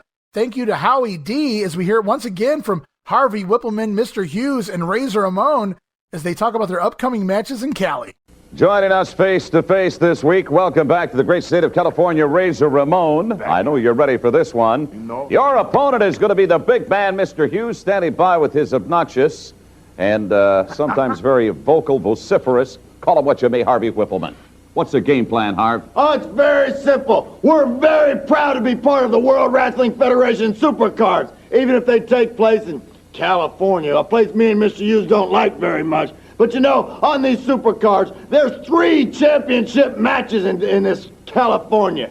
Well, you know what? I'd say there's 4 championship matches because Mr. Hughes is taking on Razor Ramon for the personal title of bragging rights in California for the toughest man in the World Wrestling Federation. And Razor, you're looking at him right here, kid. Cállate, you little cockroach. Hey! Yo, big man. Óyeme, chico. Listen to me. California, I love it here, man. Home of movie stars, swimming pools, fancy cars. I love to live in the fast lane. Bright lights, big cities. I thrive on excitement. Big man, you come into the WWF, you make a lot of waves, man. You hurt a lot of people. But now, you gotta prove something to the bad guy.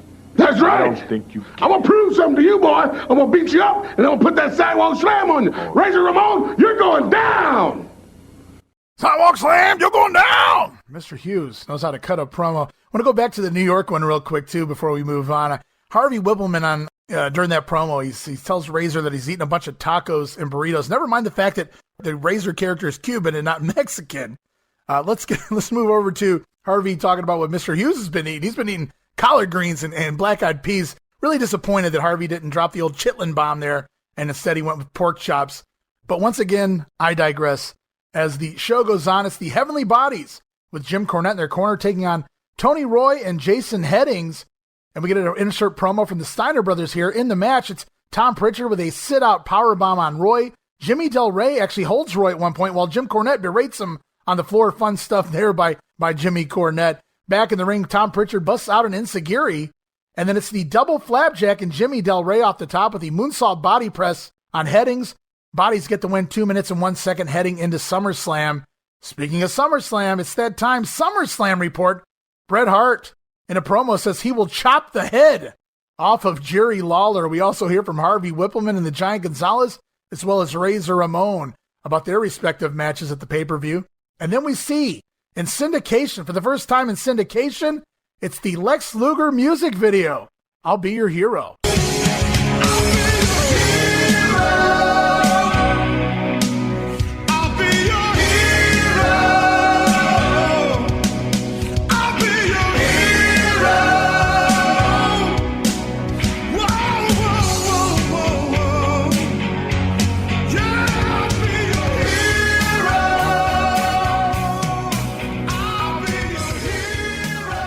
Will you be my hero, Lex Luger? I can't wait to see what happens next week at the SummerSlam watch-along here on the Grenade.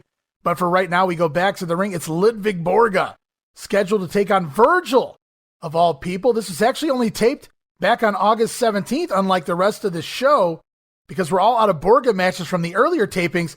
They had to speed things up and get a Borga match here on TV heading into SummerSlam, so they take a match from a future taping that hasn't started airing on TV yet. And here we go with Borga taking on Virgil. And even Virgil rocking those red, white, and blue wristbands heading into SummerSlam. Vince McMahon announces that Yokozuna and Jim Cornette will be on Regis and Kathy Lee this coming Monday. That should be a sight to see. Virgil sticks and moves early on Borga, lays in some jabs to Borga, but holy shit, Ludwig Borga just punches Virgil's face off with a big right-hand cross. Virgil sticking a little jab, maybe stuck one in a little too much, maybe Borga just an asshole. But he cleans Virgil's clock with a hard right cross that drops Virgil for real. Borga then pummels down on old Virg early, but he runs into a Virgil boot in the corner. Virgil begins to fight back with not one but two shitty drop kicks, but neither of them drop Ludwig. Virgil goes to the top rope with a crossbody, but Ludwig catches him, kinda, in midair and nails a falling front slam before Borga with the leaping lariat gets the win in 2 minutes and 52 seconds. You know, I wrote here, Borga needs to change this finisher. They're selling it like he's killing guys, and he's hitting it pretty stiff. But we know IRS going to use that for the write-off here going forward. So Borga also going to be changing up his finisher as early as this Monday's SummerSlam pay-per-view. You have to wait and see. Post-match, Ludwig Borga takes the wristbands off of Virgil, then grabs the microphone to tell the Americans they can stuff it. At which point he takes those wristbands and stuffs them into the mouth of Virgil. Payback for some $1 Million Man there. And if you couldn't figure it out before, it's clear by this point Ludwig Borga clearly on a collision course with Lex Luger post SummerSlam. And Vince now plugs Radio WWF at the end of this. So earlier last week, Vince calling it WWF Live. Here in this match, because it's taped later on, calling this Radio WWF. And then we'll see before the show's over, because the other matches were taped earlier, he calls it WWF Live again. But the show goes on. It's The Undertaker. He's in a graveyard digging a plot for the Giant Gonzalez. He says, this Monday night, Gonzalez begins his journey into the shadows of death, a journey with no return, a journey to the dark side. This Monday night, the Giant Gonzalez will rest in peace. Show goes on. It's Mr. Perfect taking on Dwayne Gill. I wrote, geez, good to see he's still here. I forgot Mr. Perfect existed at this point. This feud between Shawn Michaels and Mr. P is on a block of ice and so cooled off. It's amazing. During the Perfect Squash, we also get a promo from IC champ Shawn Michaels as we go back to the ring. Dwayne Gill actually hip tosses Mr. Perfect, but he pays for it as Perfect comes back with the rolling neck snap, a standing drop kick. Gill even brought into the ring the hard way off the apron, and Dwayne Gill, what a great job here. Perfect slingshots him into the ring, and Gill jumps across the ring, more than halfway across the ring before he lands. Great stuff here by Dwayne Gill as Mr. Perfect picks up the win here. 1 minute, 20 seconds with the Perfect Plex. And during the instant replay on the Royal Magistrator, Jerry Lawler draws a Big Mac truck, in fact, a diesel truck, coming up behind Mr. Perfect, getting ready to whack him from behind. So let's not forget about Diesel in the corner of Shawn Michaels heading into SummerSlam. And it's back to our final face-to-face on Superstars this week. As over on the Peacock, they talk about the SummerSlam. We hear from Jim Cornette, the Heavenly Bodies, and the Steiner brothers. But over in New York, returning to Madison Square Garden, September 25th, it's the Steiners taking on Bam Bam Bigelow and Adam Bomb. And here we're going to hear the Steiners as they talk to Johnny Polo and Luna Vachon, the respective managers of their opponents. All right, joining us this week, Luna Vachon. Hi, dear. Of course, she's the main squeeze for Bam Bam Bigelow. Johnny Polo, the manager for Adam Bomb. And also joining us face-to-face this week, the reigning World Wrestling Federation Tag Team Champions, the Steiner brothers, Rick and Scott. Guys, we don't know a whole lot about this team. We know about them individually, but not as a team. Scotty, what do you think of Bam Bam Bigelow and Adam Bomb? Well, you know, Mean Gene, I love wrestling in Madison Square Garden, and we're facing Bam Bam Bigelow and Adam Bomb. Two great individual wrestlers, but we've never seen them wrestle together. It's going to be a good fight, but believe me, we'll show them why we're the World Tag Team Champions. You know, Mean Gene, when you get to them dog pound, we're going to fizzle that bomb. It's going to be a big dud. Just the dog in me. What you see before you now is just a part of what is your unforeseen contingencies. You see, Adam and Bammer are unbeatable, unbreakable, unpinnable, and unsuplexable. And that's right. You know, the Frankensteiner, your signature maneuver. Well, even as we speak, Adam Bomb is devising a counter. You see, Steiners, you are the World Wrestling Federation champion, but you said we've seen you, we've studied your matches, we know what you can do. You have never seen Bam Bam Bigelow and Adam Bomb as a team, so you don't know what they can do. You don't know what they have combined in store for you. Bring him down! Down to Madison Square Garden. We won't bring him down. We're going to take him. So sadly, as cool as that match sounds on paper, I don't believe it takes place. I think that's during a Steiner suspension, which we'll talk about in the September episode of the Grenade. But for now, just a generic promo from both sides, but just very cool. An interesting visual here. Johnny Polo and Luna Vachon together cutting a promo against the Steiner brothers of all people. We go back to the ring, though. It's the Smoking Guns taking on Reno Riggins and Barry Hardy. We get an insert promo from the Guns' partner at SummerSlam, Tatanka. He talks about their match at the pay-per-view against the Head Shrinkers and Bam Bam Bigelow. In the ring, it's the double rush and leg sweep and the revolver, which actually connects for once here on Reno Riggins. The Guns pick up the win, 2 minutes, 19 seconds. And I said it before, but I stand corrected. Here it is. Now our final in-ring interview with Mean Gene Okerlund. He talks with Jim Cornette, Mr. Fuji, and Yokozuna, as Cornette is even rocking the red, white, and blue Lex Luger wristbands. He says he has them because they're going to be a collector's item after SummerSlam. When Lex Luger meets his demise, courtesy of Yokozuna, we're then shown highlights of all the men Yokozuna has destroyed here in the WWF. We see him laying out Crush, Hacksaw Jim Duggan, Bret the Hitman Hart. They even work Kamala in here because I believe Kamala's final match was against Yokozuna, so it works. It slides in nicely in this story. And then, of course, the biggest name of them all, Yokozuna took out Hulk Hogan.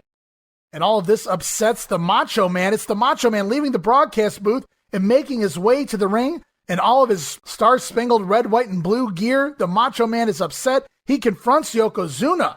Macho Man gets on the microphone and he talks all about ugly face Mr. Fuji and stupid Jim Cornette. Funny stuff here by the Macho Man.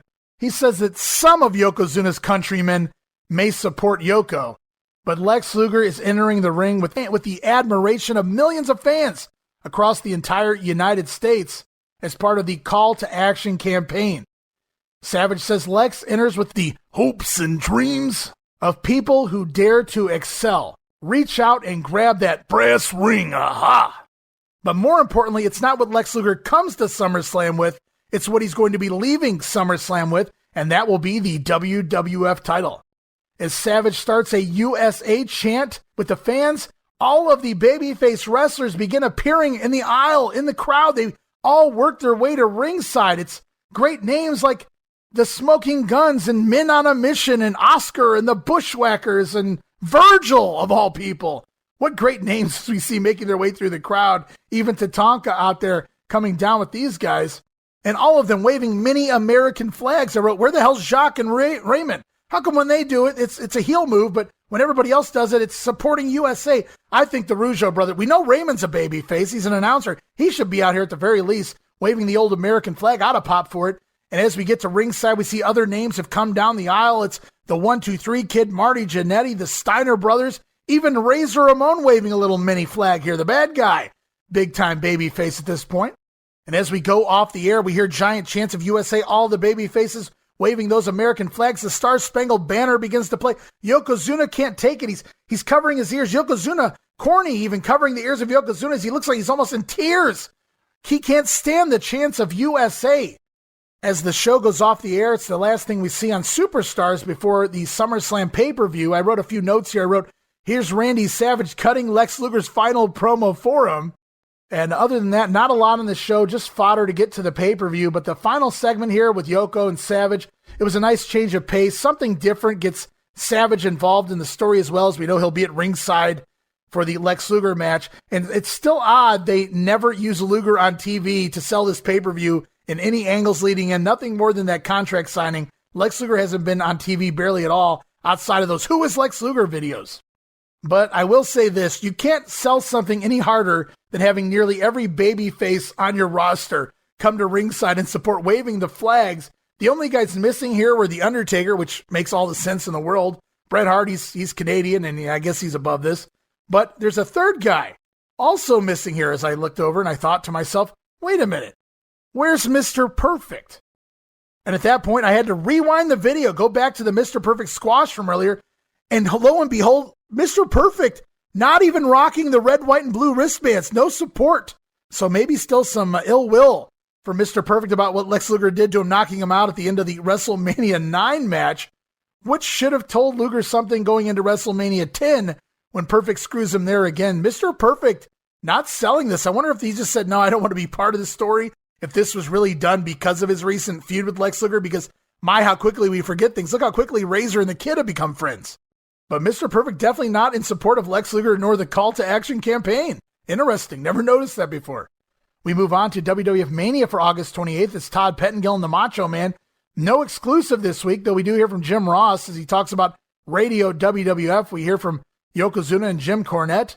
The Bonnie Blackstone Bret Hart promo, and then Rappin' Randy and Min on a mission one more time before we move on to the day before SummerSlam, August 29th. Wrestling Challenge, taped July 27th, Plattsburgh, New York at the Crete Civic Center. Jim Ross and Bobby Heenan on commentary. Right away, we kick things off with the Lex Luger I'll Be Your Hero music video as we spend the first sixth of this episode selling the Lex Luger Yokozuna match at the pay-per-view. As things get going here, the first match is Marty Jannetty in the ring with Iron Mike Sharp. Marty rocking those red, white, and blue wristbands all up his arms. Bobby Heenan even questions Jim Ross, how many wristbands does he have? And Jim Ross just responds, a bunch. I wrote LOL. It was kind of funny. Their banter there is Bobby Heenan also. Bobby Heenan on commentary during this match is gold. And we're going to get to that in a minute. But as the match gets going, you guys might know Mike Sharp as the very loud wrestler. Every time he's got a move or a hold applied on him, it's and oftentimes announcers may reference that and mock him for that. Here Bobby Heenan says, if Mike could beat you by yelling, he'd be champion. Amen, Bobby Heenan. But the fun stuff comes after we get an insert promo from Marty Jannetty. Well, I'll let you guys listen to it yourself. Marty Jannetty tries to pronounce Ludwig Borga, and here's what happens. All right, today Marty Jannetty had some comments to make regarding SummerSlam and Ludwig Borga. Let's listen to them now. It's this coming Monday night, a big night in the life of Marty Jannetty, as I have got the big Ludwig Borga. You know, it took me a week just to pronounce your name, so it's going to take me a lot longer to prepare for you because they say you're big and you're bad. My back's against the wall, so I can only come forward. Well, let me explain something here. It took him a week to learn how to say Borga, and he comes out with Borge.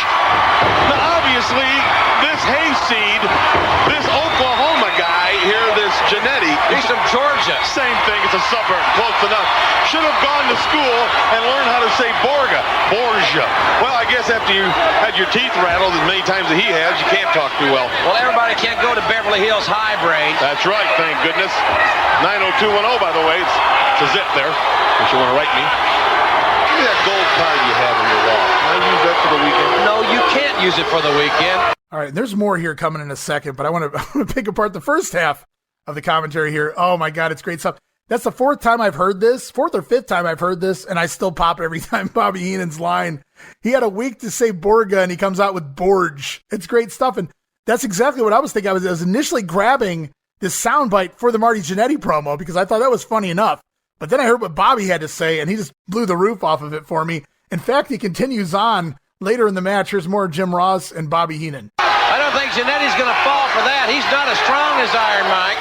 And certainly Marty Jannetty will not be nearly as strong as Ludwig Borga. No, Ludwig Borge. Ludwig Borge. Just so Marty Jannetty feels at home. Let's slur the English language. Let's talk Southern. Make you and Jannetty happy. Okay, there, partner. You know, you're really pushing it, Brain. Okay there, partner. No, Borge. Ludwig Borge. Oh, good stuff there by Bobby Heenan.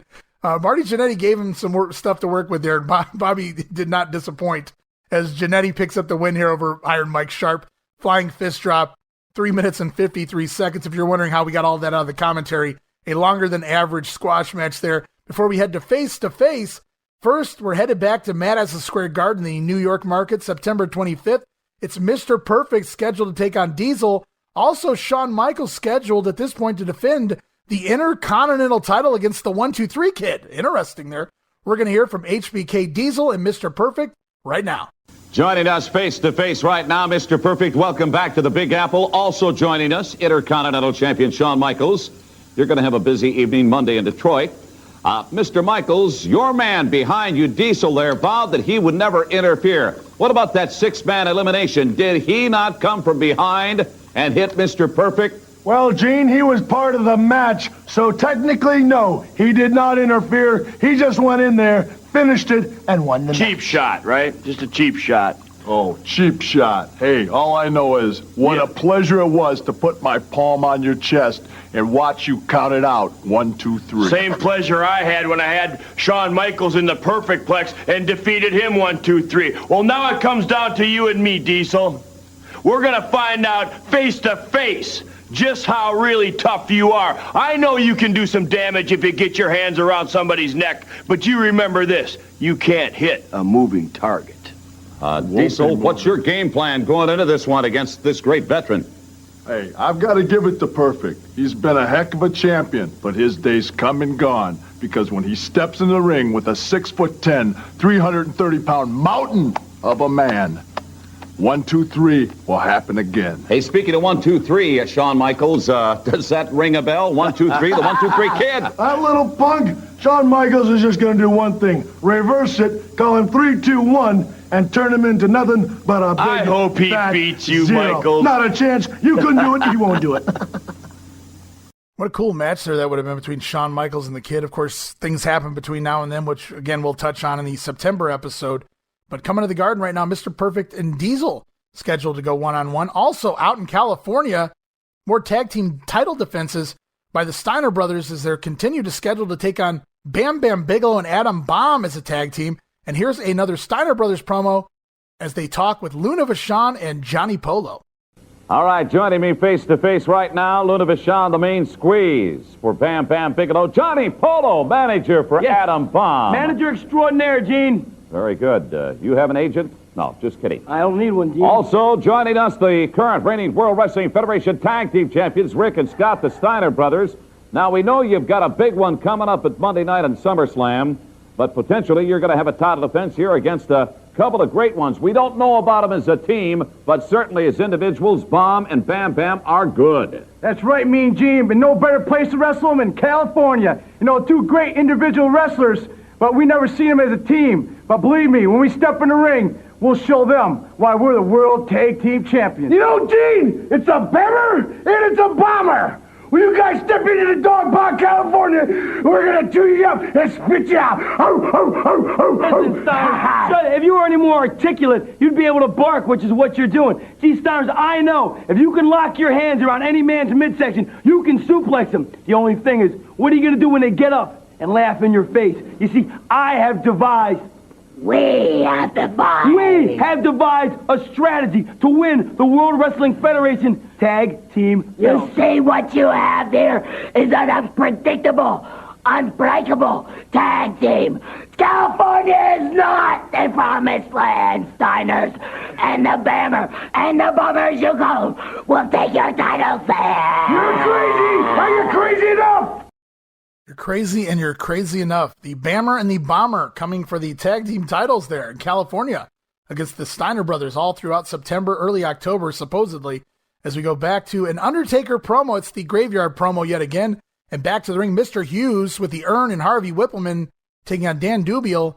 And as the match gets going on commentary, Jim Ross sells the return of the Undertaker and all the exciting new moves he's going to be bringing with him. We did see that one match against Samu on Raw several weeks ago. But now here the Undertaker scheduled to wrestle Mr. Hughes. It's never going to happen, at least not on TV. Hughes picks up the win here in just 2 minutes over Dubiel with the Sidewalk Slam, which unfortunately happens to be the final Sidewalk Slam as Mr. Hughes destroys another Wreath ringside post-match. But this also marks the final TV appearance of Mr. Hughes here in the WWF. He did record one more match scheduled to air in a couple weeks on TV, but that's actually pulled and replaced. So this is the final time we'll see Mr. Hughes on WWF programming during this run. And it's only a day before SummerSlam. So at this point, as a typical fan, you don't even realize he's gone yet. You assume this feud is taking place. It's happening. You wonder where the hell he's at the end of the SummerSlam match. But unfortunately, Mr. Hughes already gone from the company. As we go back and we relive the King's Court with the fake Elvis from the SummerSlam Spectacular. And then it's off to the ring, Tatanka taking on Bobby Who, as we get a Smoking Guns insert promo. Yeah! Well, we haven't done that in a while. And the Papoose to go gets the win here. Easy win for Tatanka, 2 minutes and 9 seconds. Off to the SummerSlam report as Mean Gene confirms Aaron Neville will sing the national anthem. We get promos from Bret Hart, Razor Ramon, as well as in its entirety, it's the Jim Cornette Yokozuna versus Randy Savage promo from WWF Superstars. And then back to the ring. Intercontinental Champion Shawn Michaels with Diesel taking on Rich Myers. Insert promo from Mr. Perfect during this one. Shawn busts out the old Harley Race high knee. And then it's the top rope clothesline, a super kick, and a pile driver. God, I haven't seen him hit that in so long. I forgot that was his finisher. Shawn picks up the win, 2 minutes, 51 seconds. Post-match, Diesel lays in a sucker gut punch to poor Rich Myers. So this is getting too odd for me, I wrote. This Shawn Michaels Mr. Perfect feud. Rather than put over HBK versus Hennig in the Intercontinental title match for SummerSlam. The entire squash match here of HBK, it's Jim Ross shilling Radio WWF. He and Heenan are talking about Yokozuna not representing Japan. Bobby Heenan says he doesn't want to see American flags or Burger King or hear Burger King chants at SummerSlam. These are things they talk about during the Shawn Michaels squash rather than the Shawn Michaels match at the pay-per-view. We even get an insert promo from Mr. Perfect during this match about the match, but immediately afterwards, they changed topics once again. So it's at this point that you have to believe that there's way more to this story at this point already than meets the eye between the Shawn Michaels Mr. Perfect match not really getting any play here on TV in recent weeks. And then it's one more face-to-face going to Madison Square Garden, September 25th. We hear from Johnny Polo and Luna Vachon yet again as the Bammer and the Bomber are set to take on the Steiners. All right, after yesterday's program, I wanted to invite back Luna Vachon, the main squeeze for Bam Bam Bigelow, and Johnny Polo, the manager of Adam Bomb. Manager extraordinaire, Gene. Give me a break. You know, yesterday you were on the program with the Steiner brothers, the World Wrestling Federation Tag Team Champions. Your men, Bam Bam Bigelow and Adam Bomb, are going to be challenging the Steiners in the Garden on Saturday night, September the 25th. Johnny Polo, yesterday, I detected a little friction between you and Luna Vachon, really. What are you trying to create, a media circus there, Okerlund? Well, let me tell you, pushed you. There is no animosity, there is no problem. See, I have devised the perfect... We have devised... See, there you go again. We have devised the perfect strategy to win the World Wrestling Federation Tag Team belts from the Steiners. You remember this, Polo. I'm gonna be at ringside beside you, and if there's any problem, we'll settle it right there. But there shouldn't be any problems. There'll be a huge celebration. Big celebration in Madison Square Garden. I mean, the ultimate pinnacle of wrestling buildings right there, September 25th. We're gonna take the tag team titles because, you see, we've studied the Steiners, but they can't study us because they've never seen Adam Bomb, and Bam Bam Bigelow wrestle as a team. So how are they going to scout them? How are they going to know what's up? See, we know that they can suplex any man if they can wrap their hands around Johnny him. Polo, a little bit shot. I hate to cut you short. I'm glad to see you could agree on something. Madison Square Garden, Saturday night, September the 25th. Big card. Be part of it all. And that, my friends, will bring us to the end of Wrestling Challenge as they hard sell the pay-per-view tomorrow night. It's SummerSlam. Order now only on pay-per-view. Oh, yeah. And we move on. One final show, one final stop before the pay-per-view, the big SummerSlam upcoming pay-per-view tomorrow night. It's All-American for August 29th. In fact, it's the final episode featuring Mean Gene Okerlund and Bobby the Brain Heenan. And here this week, the exclusive from Lowell, Massachusetts, taped back August 18th. It's the Smoking Guns defeating the team of Well Done on a count out here at around the 7-minute mark after Billy assists Bart Gunn in getting back in the ring and beating the 10 count during a fight with Well Done on the floor. Well Done just a little too bland, I guess, for the World Wrestling Federation. Perhaps they need a manager. Perhaps they'll get a manager. We'll see if that makes any bit of a difference. But that wasn't the only exclusive here on All-American this week. Taped back at the Monday Night Raw tapings in Poughkeepsie from August 16th, Vince McMahon in the ring interviews two legends, and I mean true legends of the business. He talks to both Classy Freddie Blassie and Captain Lou Albano. Oh my. He asks them about the SummerSlam main event between Yokozuna and Lex Luger. Who will win the match? Vince McMahon asks these two legendary managers. The captain picks Lex Luger, and to my surprise, even the heel, Classy Freddie Blassie, goes with Lex Luger. So Vince has everybody in his pocket. Everybody's rooting for Lex Luger here at SummerSlam. I can't wait to see how that turns out. He has to win the title, right? I guess we'll find out pretty damn soon. I also have note here that this is Mean Gene's final appearance on All-American, hosting with Bobby Heenan after all this time. Some really fun stuff. Great chemistry between those two. After all this time, Mean Gene Okerlund leaving the WWF, parting ways to make his way over to WCW. We know Bobby Heenan will soon follow. And that wraps it up, guys. We're all done here with August of 1993 in the WWF. Everything but SummerSlam in the books. We are 2/3 of the way through 1993, another 6-7 shows. And we should be done here in 1993, and we'll cruise on to perhaps another promotion and certainly another year in the world of professional wrestling here on the Wrestling Memory Grenade. But until then, we continue on, and it will be the SummerSlam 93 watch-along next week. And I'll have Steven Eckstad here next week to call the matches with me. But until then, I want to remind you guys to follow us on Twitter at Wrestling Grenade, and follow us and like us on Facebook at facebook.com/Wrestling Grenade, because you can be entered right now into the free prize giveaways. Both winners will be announced next week as part of the SummerSlam watch-along episode. Free gift number 1, the autographed 8x10 promo picture of the Made in the USA Lex Luger. Gift number 2, 3 WWF magazines from 1993. It's the August, October, and November editions of the WWF magazine. 2 prizes up for grabs. 2 winners will be announced next week. And all you got to do is follow us on Facebook or Twitter or both. You too are automatically entered in your chance to win either of these free prize giveaways. And another final reminder, head on over to youtube.com/Wrestling Grenade. Over 50 new videos added in the last 10 days, guys. All of the USWA versus WWF feud continues on. I believe I'm somewhere in July right now on YouTube, and I'll continue on adding the feud as it continues throughout the course of 1993. I'll also be adding tons of new WWF 93 footage, lots of exclusive matches from Mania, from All-American, some of these face-to-faces. You guys have heard the audio. Now you can actually put the picture to it as well. Lots of cool stuff coming. So make sure not only do you visit youtube.com/Wrestling Grenade, but you click that subscribe button so you never miss a beat. And of course, patreon.com/WrestleCopia. 14 tiers you guys can choose from over there. As low as a $1 tier just to show your support. Hey, you guys drop $1 to the Wrestling Memory Grenade, to WrestleCopia on Patreon. I'll be sure right here on the show to drop you a shout out. That's right, you get your own shout out right here on the show for a measly $1. And of course, we have tons of other tiers, including the $5 all access tier. It's my favorite tier because not only do you get early access to many of our shows, you get all of our show notes, which, let me tell you, it's worth the price alone, in my opinion.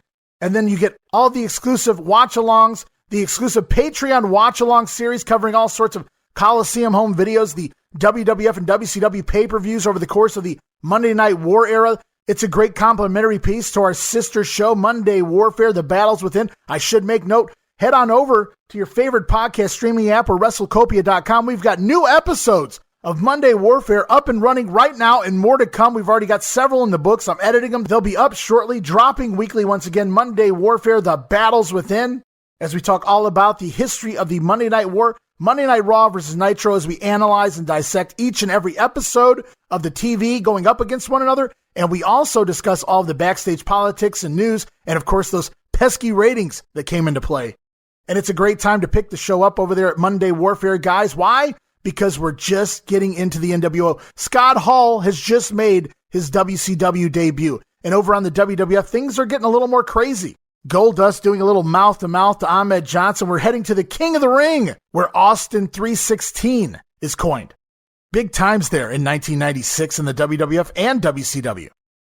Promotional consideration paid for by the following. Double, double your refreshment. So refreshing. Double, double your enjoyment. Oh, no single gum, double freshens your mouth like double mint gum. Everybody now. Double, double your refreshment.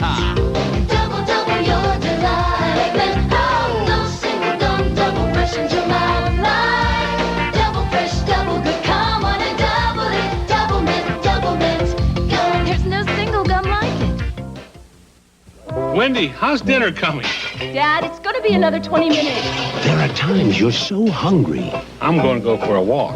Only a trip to Wendy's will do. Big and classic, please. Hungry, huh? Introducing our biggest classic, a quarter pound of fresh beef, cheese, 3 big strips of bacon, plus the works on a toasted Kaiser bun. Man, Dad hit the spot. Come try Wendy's new Big Bacon Classic, but come hungry. It's almost ready, Dad. That's okay. No hurry. But for here on The Grenade, I promised it, and it shall happen. Next week, guys, it's the SummerSlam 93 watch-along. It's Lex Luger, the Call to Action campaign. The Lex Express is pulling into Michigan as Lex Luger challenges WWF champion Yokozuna. Bret Hart will attempt to exact his revenge on Jerry the King Lawler. It's Shawn Michaels and Mr. Perfect for the Intercontinental title. The Steiners defend their tag team titles against the Heavenly Bodies. It's Razor against DiBiase, the 1-2-3 Kid and IRS, the pay-per-view debut of Ludwig Borga versus Marty Jannetty, plus 6-man tag team action and the debut of Joe Fowler. All of that and so much more. Be a part of it next week, guys, the WWF SummerSlam 93 watch-along, right here on The Grenade.